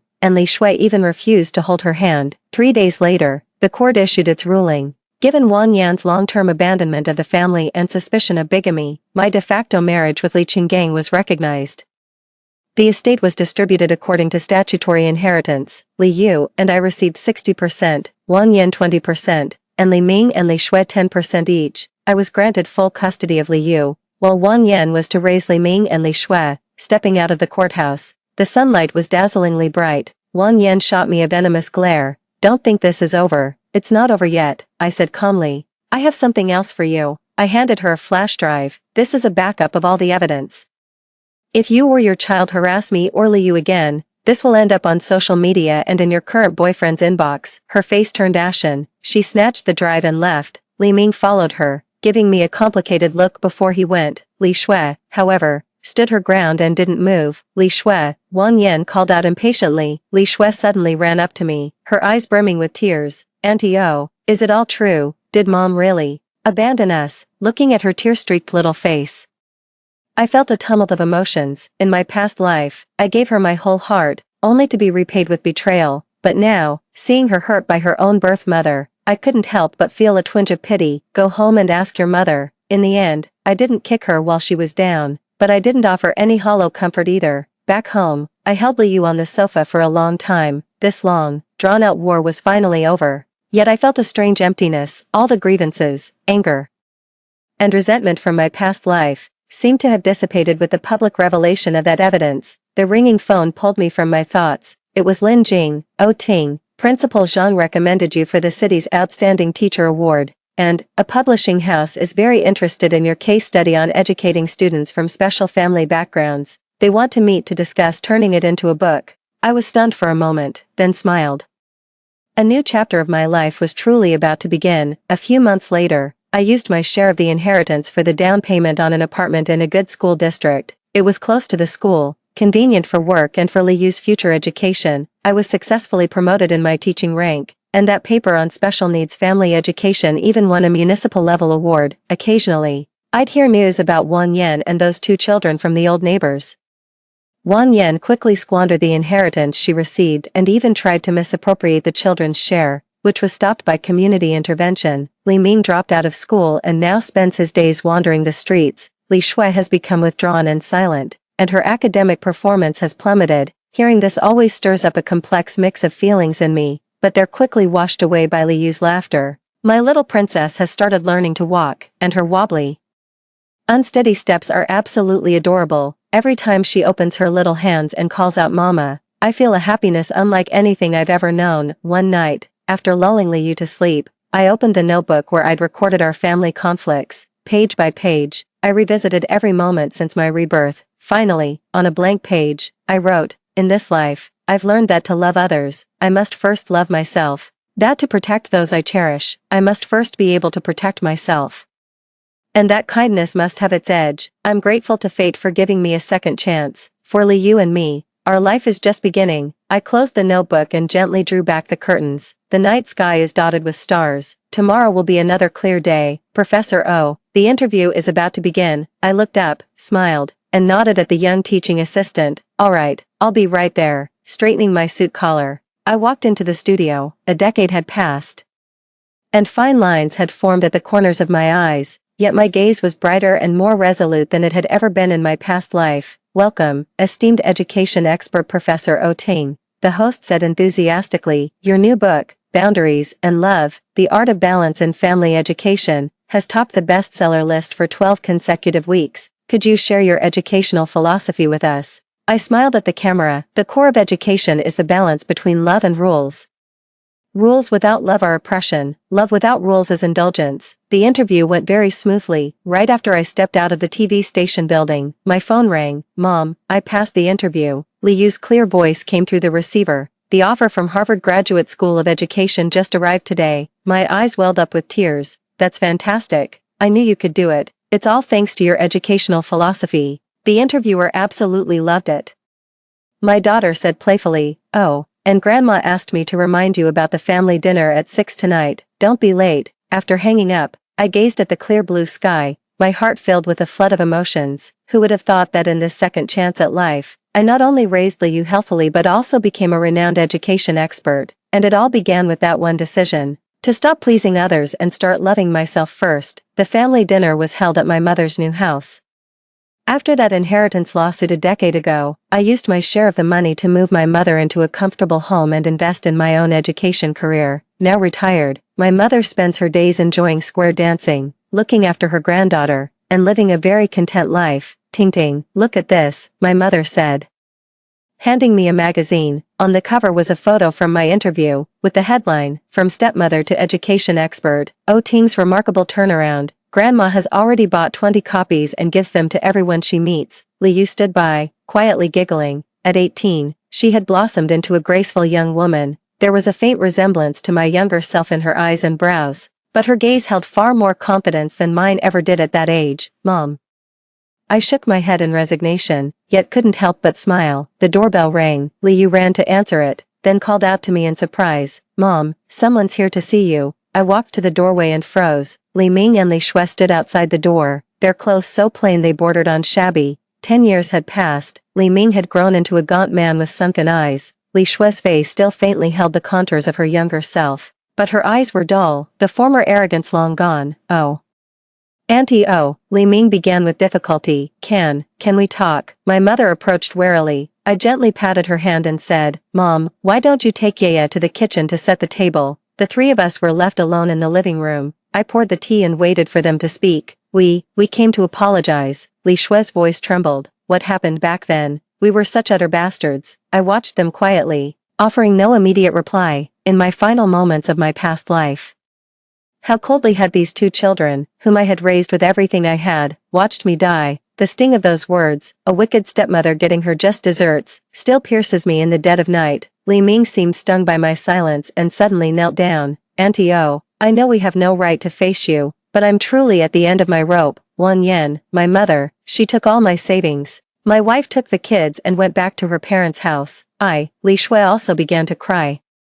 My husband is abusive. I want a divorce, but I have no job, no savings. Auntie please, you have to help us. Seeing them in such a wretched state, a tumult of emotions churned within me. In my past life, I gave them my heart and soul, only to be repaid with betrayal. In this life, I kept my distance, and yet here they are, coming to me in their time of need. How ironic. Get up, I finally said. I won't give you money, but I can help you find work. Li Ming. A friend of mine runs an auto repair shop and needs an apprentice. Li Shui, the community kindergarten is hiring childcare assistants. They provide training. They froze, clearly expecting more. Auntie won't you forgive us? Li Shui asked timidly. Forgiveness isn't the point, I said calmly. What matters is that you learn to stand on your own 2 feet. I can help you get started, but the path is yours to walk. After seeing them out, Liu asked me curiously, Mom, who were they? Your half-siblings. I'd decided not to hide it any longer. It was a long time ago. She nodded thoughtfully. They seem to be having a hard time. Everyone must take responsibility for their own choices. I stroked my daughter's hair. Just as I chose to protect and nurture you, which is how we have the Liu of today. At the family dinner, my mother made my favorite braised fish, and Liu chattered away about her fun university stories. Looking at this heartwarming scene, I was suddenly reminded of my past self, who died alone in a previous life, and my eyes grew moist. Mom, why are you crying? Liu asked anxiously. It's nothing, I'm just happy. I wiped away my tears, seeing you all grown up and so accomplished. In the still of the night, I sat alone on the balcony, gazing at the stars. My phone vibrated. It was a text from Li Ming. Thank you, Auntie I'll report to the auto repair shop tomorrow. I'm sorry for everything. I didn't reply. But I didn't delete it either. Some wounds can't be erased, but there's no need to hold on to the resentment forever. In this lifetime, I've finally learned how to let go of hatred without forgetting the lessons it taught me. Over the weekend, I was invited to speak at a family education forum. The audience was packed with parents and educators, many of whom were there because of my legendary personal story. As a former stepmother, I understand the complexities of non-traditional family dynamics all too well. Speaking into the microphone, I said that regardless of blood ties, a healthy relationship is built on a foundation of mutual respect, not on one-sided sacrifice. After the speech, a young woman stopped me. Professor she said, I'm about to marry a divorced man with children, and I'm terrified of repeating my mistakes. I smiled gently. Remember, being true to yourself is more important than being the perfect stepmother. Maintain your financial independence, set clear boundaries, and don't expect love to be a reward for your sacrifices. She nodded gratefully. As I was leaving the venue, I saw Li Ming standing in the far corner, holding a copy of my book. We didn't speak, but he bowed to me before walking away. Time flew by, and in the blink of an eye, Liu had graduated from university and achieved her dream of entering Harvard for further studies. The day I saw her off at the airport, my heart was filled with both reluctance and pride. Mom, don't cry, she said, wiping my tears. I'll come back often. She hesitated for a moment before adding, oh, by the way, Brother Li Ming came to see me last week. My heart skipped a beat. What did he want? He gave me a bankbook. Liu said softly, said it was money he'd saved over the years. For my education, he said. It was his way of fulfilling a father's duty. I was silent for a moment. Did you take it? No, but I bought him a coffee. My daughter smiled. He's changed so much. Kept saying he was sorry. Mom, do you hate them? I looked into my daughter's clear eyes. No, not anymore. But some wounds run too deep for an apology to heal. After Liu went to the United States, my work in education became even busier. My new book on family education was translated into multiple languages and even attracted interviews from foreign media. During one exclusive interview, a reporter asked me, "Professor O, what do you consider your greatest achievement in life?" With a smile, I showed the photo of Liu at her graduation ceremony on my phone's lock screen, raising a girl to be healthy and happy, and teaching her to love herself. Another spring arrived, and I hosted a small gathering in the garden of my new home. My mother, close friends like Lin Jing, and even Li Ming, who had become an auto mechanic, and Li Shui, now a kindergarten teacher, were all invited to attend. Maintaining a friendly distance was the greatest grace I could offer. Yuli joined us via video call from the U.S., eagerly sharing stories about her graduate school life, looking at my confident and cheerful daughter on the screen, then at the people chatting and laughing in the garden. I felt a sense of peace I had never known before. After the gathering, I sat alone on the garden bench, gazing up at the star-filled sky. Having lived a second life, I finally understand, the most precious things are not the thrill of revenge, but finding inner peace, not the approval of others, but the wholeness of self. A gentle breeze drifted by, carrying with it the sweet scent of flowers. I closed my eyes and whispered to my past self, the one who had died with regret in a previous life. Look, we've finally become the person we always wanted to be. Story 2, in the gas explosion, my husband shoved me back into the inferno, then worked with our daughter to rescue his beloved's cat. I clung to the security bars, begging him to save me, but he told the gawking neighbors he didn't know who I was. My daughter cursed at me too. How dare you ask for help in a fire this big? Are you trying to get my dad killed? Beside them, his beloved held her cat, smirking triumphantly. You can't even measure up to my cat. I was burned alive at the security window, withdrawing my hand for help in my final moments. I regret it. I shouldn't have called out to them for help, much less tried to save them. When I opened my eyes again, I was back on the day of the gas explosion. Hello everyone, and welcome to Whispering Glow. In the spacious kitchen, my husband, Qingjun, kicked over the freshly made chicken soup. Behind him, our daughter Ping Ping glared at me, clutching a white long-haired cat. You scared Xiaomi. This is Aunt Yuner's cat. If Aunt Yuner gets angry, you're going to pay for this. I stood there, wooden spoon in hand, staring blankly at the scene before me. Qingjun, Ping Ping, the cat, the kitchen. I had been reborn. The Auntie Yuner Ping Ping mentioned was Qingjun's first love, his unforgettable white moonlight, Li Yun. After returning to the country and becoming Qingjun's secretary, she even came to my home to have an affair with him, and I caught them in the act. In my past life, Qingjun heartlessly pushed me into the raging fire, also he could start a new family with her. Back when I was making chicken soup, that cat ran into the kitchen and nearly chewed through the rubber gas line. My attempts to shoo it away were futile, and with my hands covered in oil, I called for Qingjun to come in and remove the cat. After getting married, Qingjun never lifted a finger around the house, and Ping Ping grew up utterly spoiled under his care. The two of them remained completely indifferent. Left with no other choice, I pretended to swat at the cat, hoping to scare it out of the kitchen, but to my surprise, the cat accidentally brushed against the pot of chicken soup and let out a sharp yelp from the scalding heat. Qingjun and Ping Ping, who had been feigning ignorance just moments before, rushed over at the sound of the cat's meow.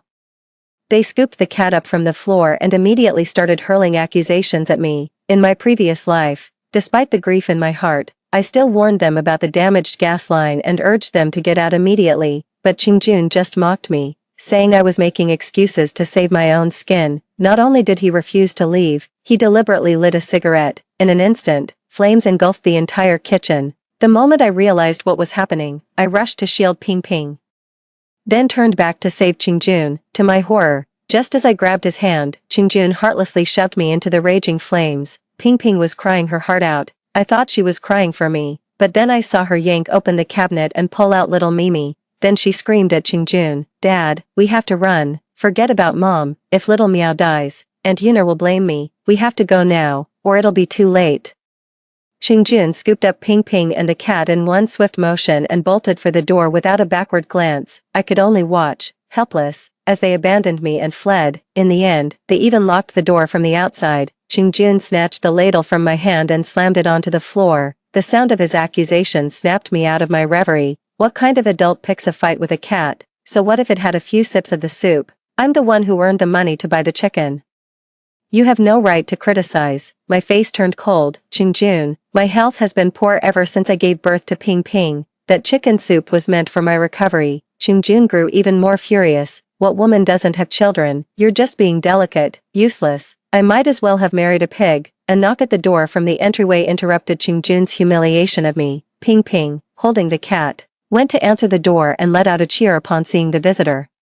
Aunt Yuner, you're here. Li Yun walked in, crouched down, and hugged Ping Ping, affectionately nuzzling her cheek. Have you missed me, Ping Ping? Ping Ping pouted and turned to shoot me a resentful glare. Of course I have, Aunt Yun. When can you move in to live with me and Dad? I don't want to live with this old witch anymore. She won't even give Xiaomi any chicken soup. Ping Ping. Qingjun stopped Ping Ping from continuing. His earlier anger and annoyance vanished, replaced by a gentle warmth.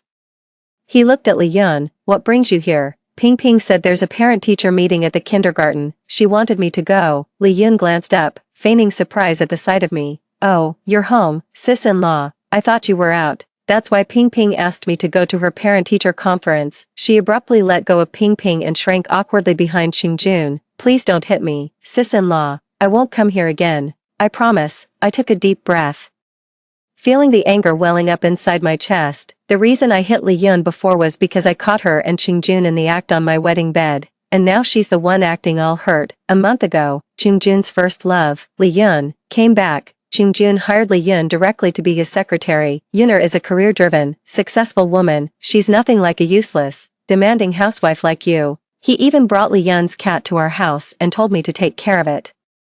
Yuner has sinusitis and can't stand the smell of the litter box, so you're on scooping duty. Qingjun didn't discuss any of this with me. He just gave me orders, and he knows perfectly well that I'm not in good health and am extremely sensitive to smells. A foul odor can ruin my appetite completely. I started wasting away rapidly after the cat arrived. Li Yun, however, began frequenting my house under the pretense of visiting the cat. When Qingjun was out, she would order me around like a servant.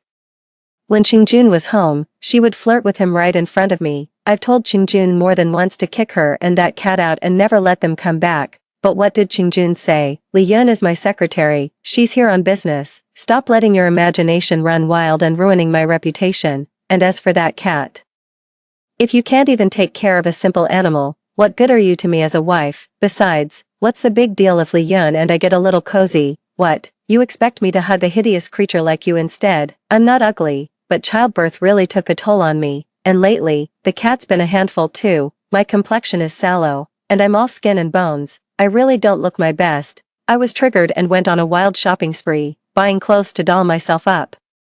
But Ping Ping looked at me with utter disgust. Mom, why are you buying so many clothes? If you have money, why not give it to me? I want a new tablet. No wonder Aunt Yuner says you don't love me. You only care about yourself. You're so selfish. Aunt Yuner is so much better. She buys me my favorite cookies and jellies. How dare you lay a hand on Yuner? Qingjun stepped forward, shielding Li Yun completely. Yet the look he gave me was venomous. Don't be afraid, Yuner, if she dares to touch you, I'll make her pay. Ping Ping also stepped in front of Li Yun, holding her cat. Grandpa said when he dies, this house goes to me. I'm the owner here. If Mom dares to hit you, I'll throw her out. At this very moment, the grief in my heart is overwhelming, but what surges even more fiercely than grief is rage. Ping Ping, how dare you wish your grandfather dead? Li Yun hurriedly pulled Ping Ping into her arms. Sister-in-law, don't shout so loud. Ping Ping is still young. It's understandable if she misspeaks. Don't frighten her. Qingjun closed the distance in a few quick strides, grabbed me by the collar, and raised his fist. Was Ping Ping wrong? What kind of a mother are you? You're holding a grudge because she protected that cat, aren't you? Xing Xiao, you're taking your anger out on your own daughter over a cat. You don't deserve to be a mother. No one would believe me if I told them. My husband and daughter abandoned me over a cat, then locked me out and left me to die. And now they have the nerve to ask me, Xiaomi is just a cat. Are you seriously expecting an apology from a cat? Fine, I'll buy you another chicken. Happy now, you old sow. Ping Ping burrowed into Li Yun's arms. Auntie Yun, Mom thinks Dad and I like Xiaomi more than her, so she's always picking on the cat. She's so petty. If only we could kick her out and have you live with us instead. Auntie Yun, You never nagged me about going to kindergarten. If Grandpa didn't give me so much pocket money, I would have stopped calling her mom ages ago. Pingping's words felt like nails being driven into my heart. In the beginning, I wasn't interested in Qingjun at all. He was the one who wouldn't take no for an answer, spreading lies everywhere and fabricating a love story between us, which made everyone think we were already a couple. Qingjun even showed up uninvited and knelt in front of our house for 3 days and 3 nights, causing all the neighbors and acquaintances to gossip behind our backs. My parents are people with a strong sense of pride. I couldn't bear the thought of them being criticized because of me, so I finally agreed to be with Qingjun. After we got married, Qingjun's career took off thanks to my parents' connections, but he never showed me any kindness. Even our daughter, Ping Ping, was only conceived after he got drunk and reluctantly slept with me.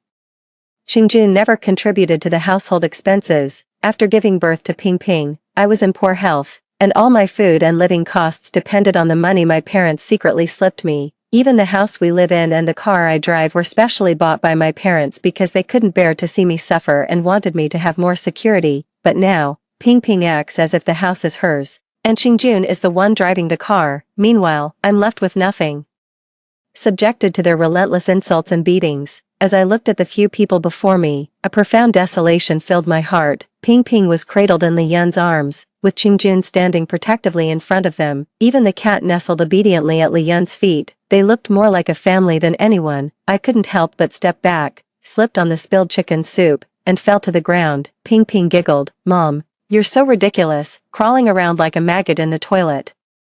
Li Yun chuckled along, patting Ping Ping's head as she shot me a challenging look. "Ping Ping, you mustn't learn from your mother, or people will laugh at you." She sat on the sofa, looking more like the lady of the house than I ever did. Qingjun chimed in. "Take a look at yourself. Are you even fit to be Ping Ping's mother?" They took turns mocking me. I took a deep breath, wanting to get away from all of this immediately. I was pressured into marriage by Qingjun, and then my steps were bound by Ping Ping after the wedding. But I am still alive, and I still have the right to be free. A heartless husband and an ungrateful child, I won't give them a second chance to be the death of me. At that thought, I met Qingjun's gaze coldly. "You say I'm not fit to be Ping Ping's mother. Fine, I won't be. Let's get a divorce. Ping Ping stays with you." I expected Qingjun to agree immediately, but strangely, he actually seemed flustered after hearing this.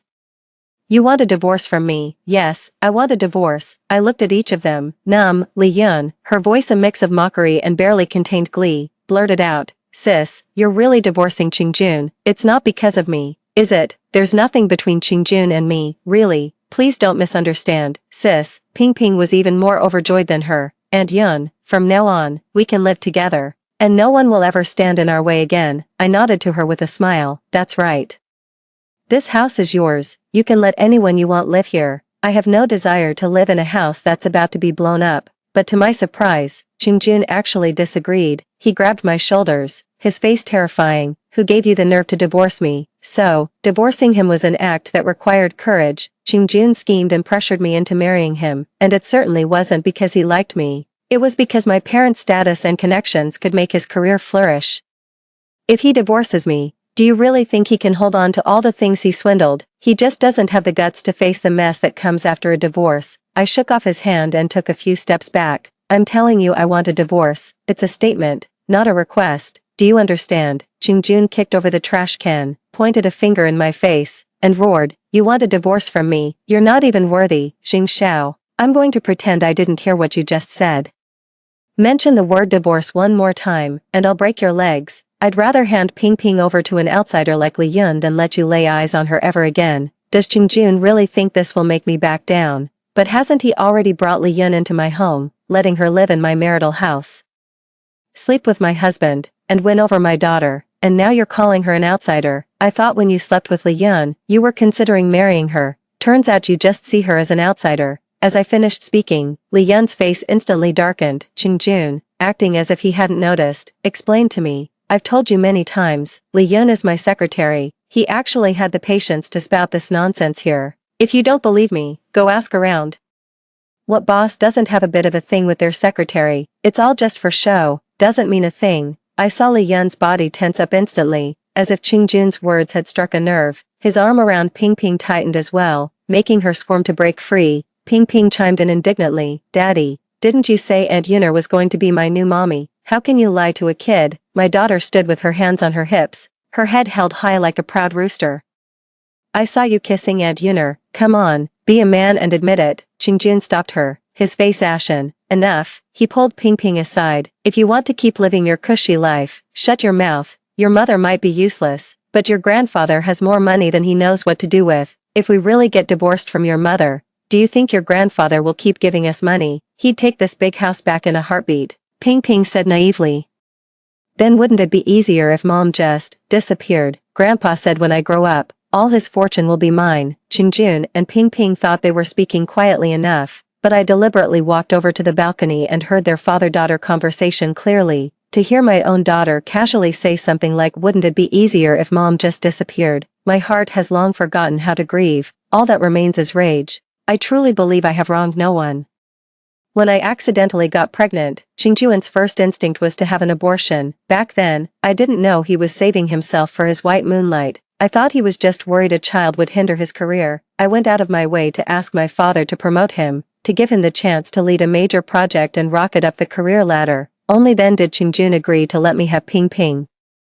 He booked an expensive postpartum care center for me and even personally selected 2 confinement nannies to look after me and the baby. I was moved to tears in the delivery room, thinking he had finally learned to care for me. Little did I know the care center was a cramped storage room, bitterly cold without even a heater or air conditioner. Both postpartum caregivers were from Qingjun's hometown. They had no idea how to look after a baby, let alone understand postpartum recovery.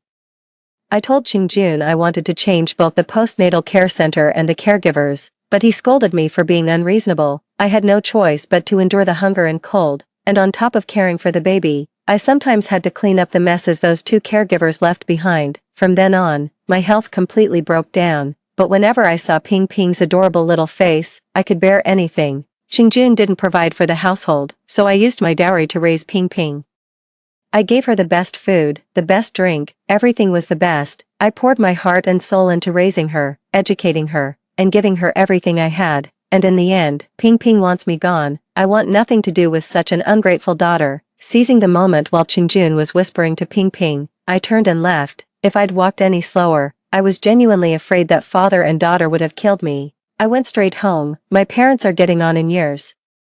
And for the past few years, they've been grooming Qingjun, whether intentionally or not, to take over from them. After hearing me recount all the hardships I'd endured over the years, my parents were both reduced to tears. You've always only told us the good news, never the bad. I thought you were doing just fine. I was wrong. I never should have agreed to let you marry Qingjun in the first place. My father was even more furious and immediately stripped Qingjun of his position.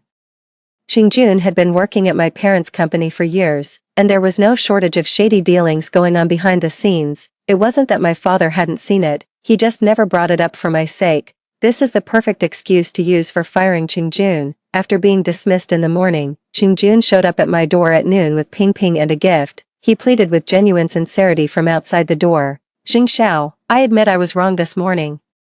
But I only knocked it over because I thought it was just a regular factory farm chicken and I was worried it wouldn't be nutritious for you. You fell ill because of bearing my children. How could I ever let you eat something so plain? I know you think I'm too busy with work to spend time with you, and I get it, but everything at the company is interconnected. One wrong move affects everything else, no matter what. You can't let Dad just fire me. Getting fired doesn't matter. For all these years, I haven't had time for you and Ping Ping. This is the perfect chance to make it up to you. Xing Xiao, open the door. I want to apologize to you in person. Years later, Qingjun was once again kneeling at the door. Ping Ping was kneeling right alongside him. Ping Ping had never been subjected to such humiliation. Within minutes, she was wailing uncontrollably, crying out for her grandparents. I'll never get a cat again, Mom. Please don't abandon me. I'll do anything you say from now on. I promise I'll listen. Father and daughter each seemed more sincere than the other, but only they themselves knew how much of that sentiment was genuine. I didn't open the door. Soon, all the neighbors from around were drawn to the commotion. Qingjun kept apologizing to me, even kowtowing several times until his forehead bled. A neighbor knocked on the door for him. Xing Xiao, that's enough. Who else but Qingjun would put up with your princess attitude? Open the door. Someone even picked Ping Ping up with pity in their voice. No matter what, you can't just abandon your child, she's so young, kneeling here like this, it's heartbreaking. That's the despicable trick Qingjun used to force me into marrying him, and now he's trying to use the same tactic to force me to go back with him and pressure my father into reinstating his official position. But what did my previous compromises ever get me? I let out a cold laugh and flung the door open, seeing me emerge. Qingjun's face lit up with delight, his eyes brimming with confidence. Xing Xiao, stop making a scene, it's just a chicken and a cat, for heaven's sake, why are you picking a fight with an animal? Qingjun looked at me smugly, stretching out his kneeling legs as he prepared to stand up. I glared at him coldly, then suddenly kicked out, sending him sprawling to the ground. Xing Xiao, what are you doing? Qingjun rolled on the ground like a clumsy turtle for a couple of turns. Humiliated and flushed with anger, he scrambled to his feet and lunged to slap me. I looked him straight in the eye and declared loudly, trying to hit me again, a man who's so quick to beat his own wife, and you still have the nerve to kneel here begging for my forgiveness, hitting his wife. Qingjun looks all respectable on the outside, but he dares to lay a hand on his wife. He hits his wife and then has the nerve to kneel at his father-in-law's door. Talk about adding insult to injury. They were all longtime neighbors. While they enjoyed the spectacle, they still knew right from wrong, and they all started berating Qingjun. Qingjun's face flushed with alternating shades of pale and red. He glared at me viciously. Why are you saying all this? Isn't this humiliating? Mom and Dad are top executives at their company. Where do you expect them to put their faces now? I was so angry I had to laugh. I come from a privileged background. My parents raised me to be a proper lady from a young age, so I'm gentle-natured, well-mannered, and polite, but in Qingjun's hands, these very qualities became tools to oppress me. He exploited my concern for saving face, repeatedly airing our private family matters in public to force me into submission. Every time he made a scene and cried in front of others, I would immediately give in, granting all his unreasonable demands just to shut him up and spare my parents the embarrassment. Qingjun thought that now, as I opened the door and came out, I would cave in just like before, but how could I? I'm a person who's already died once. Without a moment's hesitation, I kicked Qingjun again. How dare you bring my parents into this, forming cliques, bribing superiors, colluding with finance to forge invoices. Any one of those is enough to land you in jail. Did you ever stop to think about the disgrace you'd bring to my father while you were doing all this? How did you know? Qingjun's face went deathly pale. I didn't give him a chance to speak, pressing on. My parents have worked diligently for 40 years. They're about to retire, and I will not let you destroy their lifelong reputation. Firing you is getting off easy. Qingjun's eyes were red with rage, looking as if he wanted to tear my mouth off. Xing Xiao, are you trying to ruin me? If you do this, I'll never have a chance to get back into the workforce. My parents work for the industry leader. I've made Qingjun's misconduct public knowledge. His dream of ever working in this field again is pure fantasy. Qingjun's eyes darted, and he suddenly threw himself at my legs, wailing uncontrollably. Xing Xiao, we have a child. Look at how pitiful our child is. Then, he whispered a vicious threat to me. Take back what you just said, or I'll divorce you. Xing Xiao, your health is ruined. You'll never be able to have another child. Without Ping Ping, I'd like to see how you'll survive the rest of your life. Ping Ping, I sneered coldly, who wants an ungrateful wretch? You too, a useless freeloader and a heartless beast, can just stay bound together for the rest of your miserable lives. Qingjun was stunned, rooted to the spot, never expecting I would actually refuse to take Ping Ping. He secretly pinched Ping Ping, who immediately burst into loud sobs. Mom, please don't leave me. I know I was wrong. I promise I'll be good from now on. I don't want to be a child without a mom. All the other kids will look down on me. Moved by Ping Ping's cries, the neighbors gathered around to plead with me. Whatever mistakes your husband made are his own business. You can't take your anger out on the child. Exactly, you're your parents' only daughter, and Ping Ping is your only child. If you abandon Ping Ping, all your family's properties and assets will be confiscated by the state someday. What a terrible loss that would be. I listened in silence, clearly seeing Ping Ping's eyes light up the moment she heard properties and assets. I was utterly disappointed in this daughter of mine. I crouched down and gently stroked Ping Ping's cheek, thinking I was about to give in. A smug look rose in Ping Ping's eyes. Mom, you made me kneel for so long today. You have to buy me the latest model tablet when we get home, or I'll never forgive you. I gave a light laugh and slapped her smug face with the back of my hand. Ah, how dare you hit me, you witch. The moment she was hit, Ping Ping's true nature came out. She flew at me, claws bared, trying to scratch my face. You bitch, I'll kill you. And Yuner was right. You don't deserve to be my mother. After all, Ping Ping was only 7 years old. When provoked, she had no filter and would say anything. Qingjun's face fell. and he hurriedly moved to cover Ping Ping's mouth, but it was too late. Ping Ping, whom he had spoiled rotten, immediately shook him off and charged at me, hell-bent on slapping me across the face. I didn't dodge. I took the blow head-on. The neighbors all gasped in shock. What a sin! What kind of daughter hits her own mother? No wonder Jing Xiao doesn't want children. I wouldn't want an ungrateful wretch like that either. Xing Jun desperately pulled Ping Ping back. Stop this. Apologize to your mother right now. Ping Ping had already been forced to kneel and then got hit on top of that. She was fuming inside. There was no way she was going to apologize to me. She felt wronged by Qingjuan's intervention instead. Dad, why are you stopping me? You hit this awful woman all the time too. Why can't I? Shut up. She's your mother. Qingjuan's face went pale with fright. Ping Ping grew even more furious. She is not my mom. I want Aunt Yuner to be my mom. She pointed at me without a shred of respect. No wonder Dad sleeps with Aunt Yuner and not with you. You old hag. Nobody likes you. Just like that, Ping Ping spilled the beans about Qingjun and Li Yun's sordid affair. She was just a child, and nobody would doubt a child's word. The neighbors buzzed with gossip. The sympathy they had for Qingjun moments ago was gone from their eyes, replaced by a look that wished they could take off their shoes and beat him with the sawls. What is he but a worthless gigolo, living off the Jing family, eating their food and drinking their wine, and in the end, he not only beats his wife but cheats on her too. Get a divorce already. Let him take that little ingrate and go to hell. Qingjun was utterly humiliated by the neighbor's words. He may have been broke and incompetent, but he had plenty of useless pride. Jing Xiao, you'll regret this. After uttering those words, Qingjun fled with Ping Ping as if escaping. I watched his retreating figure as he fled in disarray, yet I felt no joy in my heart. I was well acquainted with Qingjun's ruthless cunning. The only reason I managed to put him in his place today was because he never expected me to be so cold-blooded all of a sudden. Once he's prepared next time, I'm definitely in for a world of hurt, but I suspect Qingjun probably won't have the time to bother with me anytime soon. I filed a lawsuit directly with the court, but my lawyer informed me that even though I paid for the car and house in full, because they were purchased after marriage, they would need to be split 50-50 with Qingjun in a divorce. Furthermore, after investigation, it was found that Qingjun has no assets in his name.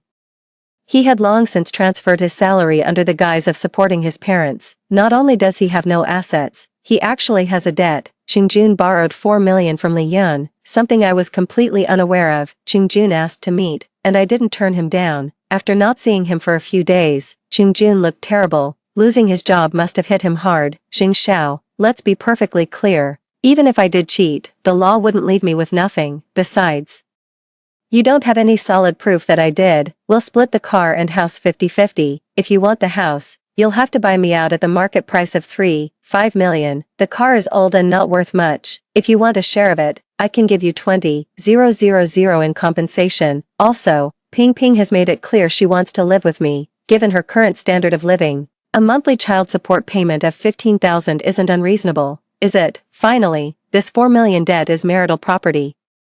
You owe me half of it, 2 million. Looking at the man's face before me, I was almost sick to my stomach. We'll let the court decide everything. My cold, unyielding attitude made Qingjun seethe with rage. Jing Xiao, how can you be so heartless as to abandon your child? I smiled. Ping Ping chose to go with you herself. I respect her decision. I didn't argue with Qingjun any further. I simply stood up and left. During the time leading up to the court hearing, I had no further contact with Qingjun or Ping Ping. However, I heard about their recent situation from others. Qingjun lost his job, was held accountable by the company, and had to pay a hefty sum in compensation. He even tried to get me to pay half, arguing that since we weren't divorced yet, I, as his wife, was obligated to cover part of it. I went directly to the company and refused any private settlement, demanding they prosecute Qingjun and put him behind bars. Junqing chickened out. I heard that when he went to ask his parents for money, he discovered that all the wages he'd been siphoning off over the years had already been used by his father to buy a car and an apartment for his younger brother. It's no exaggeration to say Junqing was cleaned out, with no income and, more importantly, without the financial support from my family. Junqing and Ping Ping's life became difficult overnight, having been raised in comfort and used to the finer things. Ping Ping couldn't stand living in such poverty. She threw constant tantrums at home, frustrated by his career failures and financial woes. Qingjun had no patience left to coddle her. Annoyed by her tantrum, he simply slapped her, leaving Ping Ping to cry out in pain and misery. Ping Ping calls me every single day, demanding that I come pick her up immediately. I'm your child. What's the difference between you and an animal if you won't even take care of your own kid? I'm telling you to come get me right now and take me to Grandpa and Grandma's house. I want Haagen-Dazs. Tell Grandpa to have it ready for me. How did I end up with such a foolish child who still can't read the room? I said flatly, you're the one who wanted to live with your father. What's the use of regretting it now? Does she really think all these years of comfortable, carefree living were Qingjun's doing? Qingjun never wanted her to be born. For years, he paid her no attention at all.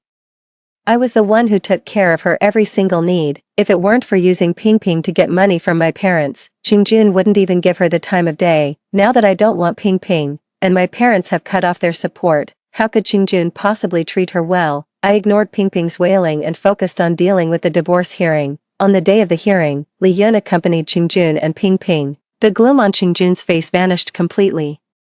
And the look he gave me held a hint of provocation. Li Yun even greeted me with a smile. Long time no see, sis, how have you been lately? They're probably so happy because they think they can take my car and house, and dump a huge pile of debt on me, but I won't let them have their way. With neighbors as witnesses, my marriage to Qingjun was dissolved without a hitch. Ping Ping, as always, chose to stay with Qingjun, and she looked absolutely smug when the judge announced the ruling. Mom, you wrecked your body giving birth to me. You'll never have another child. I'm the only daughter you'll ever get in this lifetime. You'd better start treating me right, or don't expect me to lift a finger for you when you're old. Ping Ping's smugness vanished the moment the judge set the monthly child support at just 750 yuan. That's it. That's not even enough for a pair of shoes. You did this on purpose, you witch. Ping Ping hurled insults at me in court.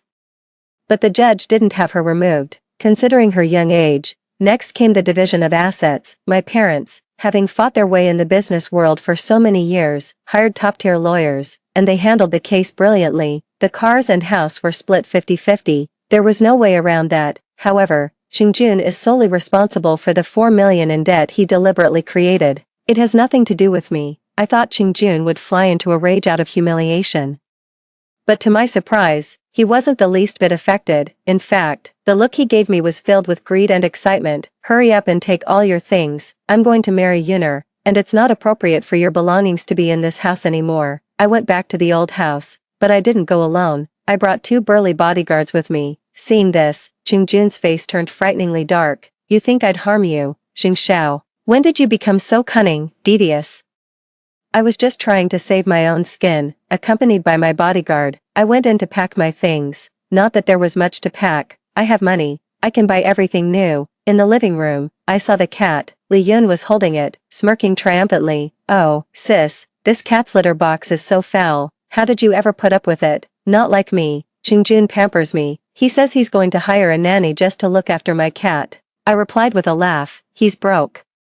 Where would he get the money to hire you a nanny? Don't you worry about that, she said. We're about to have more money than we could ever spend. Li Yun's confident demeanor made my heart sink a little. After packing a few essentials, I went to see Ping Ping one last time. From now on, aside from paying the 750 yuan child support on time, I don't plan on contacting her again. When Ping Ping saw me, a wicked grin spread across her face. You witch, Grandpa and Grandma are old. If you die, they'll be so heartbroken they won't survive either. Then the family fortune will all be mine. I'll buy 4 tablets and give them to my friends so we can all play games together. I pulled out a wad of cash right then and there. What has your dad and Li Yun been plotting? Tell me. And all this money is yours. Ping Ping had been living rough for a while now, so saying she was money hungry would be an understatement. He blurted it all out. Your car is parked downstairs. Right, Dad tampered with it earlier. Once you hit the road, you'll find the brakes are gone, and you'll crash and die. The bodyguards who came with me all wore horrified expressions. I feigned rage, stormed into the kitchen, and grabbed a rolling pin. Ready to beat Qingjun, Li Yun's cat, startled, darted into the kitchen, afraid I'd take my anger out on her cat. Li Yun quickly shut the kitchen door. I ordered my bodyguard to start recording, then swung a rolling pin at Qingjun in a rage. You have a wicked heart. You actually wanted me to die in a car crash. Qingjun was startled at first, then shrugged it off. You believe a child's word. Have you no mind of your own? I came up with you. When would I have had time to tamper with the brakes? My bodyguard held me back, helping me calm down. With a sneer on his face, Qingjun took out a cigarette and lit it slowly. I taunted Li Yun. Seems Qingjun doesn't love you that much after all. When we were married, I had to breathe his second-hand smoke. Once he marries you, you'll be the one stuck inhaling it. Li Yun, having schemed her way into his life, couldn't tolerate such a provocation. She immediately snapped at Qingjun to go outside to smoke. But it was sweltering outside, so Qingjun, grumbling and cursing under his breath, headed to the kitchen instead. Li Yun said smugly, "Sis, I've trained this man well, haven't I? He's very obedient." I gave a faint smile and quickly headed downstairs with my bodyguard. After inspecting the car, the bodyguard found that it hadn't been tampered with, but at the same time, I received a call from the hospital. My parents had been in a car accident and were undergoing emergency treatment. Qingjun definitely didn't tamper with my car. But my parents' car accident was caused by brake failure. Fortunately, the car's performance was good, and they swerved in time, so nothing major happened. I went to report it to the police and went with them to find Qingjun, but when I arrived, I saw fire trucks racing past. A crowd had already gathered downstairs, and Li Yun was among them, anxiously scanning the scene. Seeing me, Li Yun shoved me toward the building. "Go save Qingjun, and Ping Ping and Xiaomi," before I could even speak.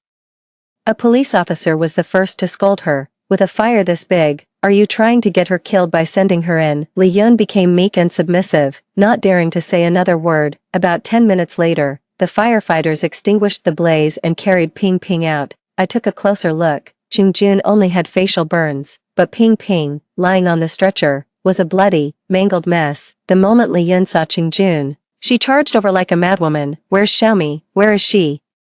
"Xiaomi is my emotional support. Didn't I tell you to save her no matter what?" Qingjun winced in pain from her tugging and immediately slapped her back. "Damn it, I'm seriously injured here. Which is more important, the damn cat or a human life?" Hearing that, I couldn't help but let out a cold, scornful laugh. In our past life, he pushed me into a raging fire to save a cat. Now that the tables have turned, he has the nerve to claim human life is more important. Qingjun spotted me then. He rushed over, and his first words were, "You're paying for Ping Ping's medical bills, or just watch her die." Ping Ping suffered burns all over her body, and the cost of treatment is astronomical, but I never imagined Qingjun could be so vicious. Thinking of letting her die without even attempting treatment, I replied to him nonchalantly, "Sell the house to pay for the treatment." The fire department's on-site investigation revealed a natural gas leak, which was ignited by Qingjun's cigarette butt. As soon as Qingjun found out, he was determined to sue the gas company. If he won the lawsuit, the compensation would be astronomical. I went to the hospital to discuss selling the house to pay for Ping Ping's medical treatment with Qingjun, but I overheard his conversation with Li Yun from outside the door. "Once we get the compensation money, we'll go back to my hometown and dump that burden Ping Ping on Jingxiao." Li Yun spoke in a sickly sweet voice, "With your face all scarred now, no one else would want you but me. When we get back home, you'd better buy me a big house and a fancy cat, or else you'll be sorry." "Absolutely, of course." Qingjun's voice was brimming with glee. The original plan was to have Jingxiao's parents die in a car accident first, then find an opportunity to finish off Jingxiao. That way, Ping Ping would be the sole heir. She's a minor, so the money would still end up in our hands. Who would have thought those two old fogies had 9 lives and actually survived? But it's fine, the compensation payout is enough for us. That little bitch Ping Ping actually dared to snitch to Jingxiao. Serves her right to get burned. Damn it, I had my suspicions, but hearing Qingjun's words still sent a chill down my spine. I recorded his conversation with Li Yun and handed it directly over to the police. I also submitted the video my bodyguard had shot that day. The footage only showed me chasing Qingjun with a rolling pin, which alone wasn't enough to convict him of murder. However, the video cleverly captured the process of the cat named Xiaomi chewing through the gas rubber hose in the kitchen. The police notified the gas company, which immediately hired lawyers and a public relations team. Qingjun won't receive a single penny in compensation. Despite the lack of compensation, the treatment for Qingjun and Ping Ping must continue. Apart from my half share in the property, I have no other assets. No matter how Qingjun threatened or cajoled me, I insisted I had no money and that selling the house was the only option. There was no other way. His own treatment required funds, so selling the house became a necessity. I handed over the entire proceeds from the sale directly to a professional lawyer, who is now responsible for managing all future medical expenses. From start to finish, Qingjun, confined to his hospital bed, had no chance to interfere. No compensation money, can't get the money from my parents, and now I've lost the money from selling the house too. Li Yun immediately showed her true colors, cursing the disfigured Qingjun all day long. When she took care of him, she was utterly careless. Qingjun sometimes went for days without a proper meal. How could Qingjun endure such humiliation? The idealized image of his white moonlight gradually faded. Slowly, the look in his eyes when he gazed at Li Yun became filled with hatred. That cat caused the fire that disfigured me. It forced me to sell my house and left me penniless. It was your cat. I'm like this because of you. Li Yun, how dare you look down on me? In a classic case of a dog-eat-dog fight, Li Yun ransacked Qing Jun's last remaining possessions and then slipped away, with no one to care for him in the hospital. Qing Jun went straight to my doorstep and knelt down the moment he was discharged. Xing Xiao, I know I was wrong. I shouldn't have treated you like that. You're the only one in this world who's ever been good to me, the only woman who truly loves me. For the sake of all our years as husband and wife, please forgive me. Unfortunately, he barely got a few words out before the police, who were right on his heels, took him away. Qing Jun, you are a suspect in a premeditated murder case. You need to come with us. Qing Jun left and never came back. He was sentenced to 15 years. Ping Ping's burns were severe, but the proceeds from selling the house, a full 7 million, were enough to cover her treatment. After she woke up and saw her reflection in the mirror, she couldn't accept it. She cried and screamed, threatening to jump off the building. But I stopped her every time. You're still young, you have your whole life ahead of you. Ping Ping clung to a sliver of hope. Mom, you'll stay with me forever, right? You're my mom, you wouldn't abandon me, would you? I told her with a smile. Your mother has already run off. Li Yun had long since vanished. No one knew where she'd gone. On the day I picked my parents up from the hospital, I saw an ambulance rush a bloodied patient into the ER. The person looked familiar, so I followed and was shocked to discover it was Li Yun. The accompanying nurse said Li Yun had been out shopping with her newly bought cat. The cat misbehaved and scratched a child on the street. The child's parent demanded Li Yun take the kid for a rabies shot. Li Yun tried to argue the cat didn't mean it. She tried to run off with the cat in her arms, but the startled cat panicked, jumped to the ground, and tripped her up. Li Yun hadn't even known she was pregnant. By the time she realized what was happening, she was already suffering a miscarriage with severe hemorrhaging. I heard she can never have children again. The next time I heard about Li Yun was in the news. She was caught abusing a cat, and while trying to escape, she accidentally fell into a lake and drowned. But I have no time to dwell on these things. I'm very busy. My parents are waiting for me to recover my health so I can take over the family business. That's the end of today's story. If you've listened this far, please leave a comment saying, "Have a great day every day." Wei Guang wishes everyone happiness every single day.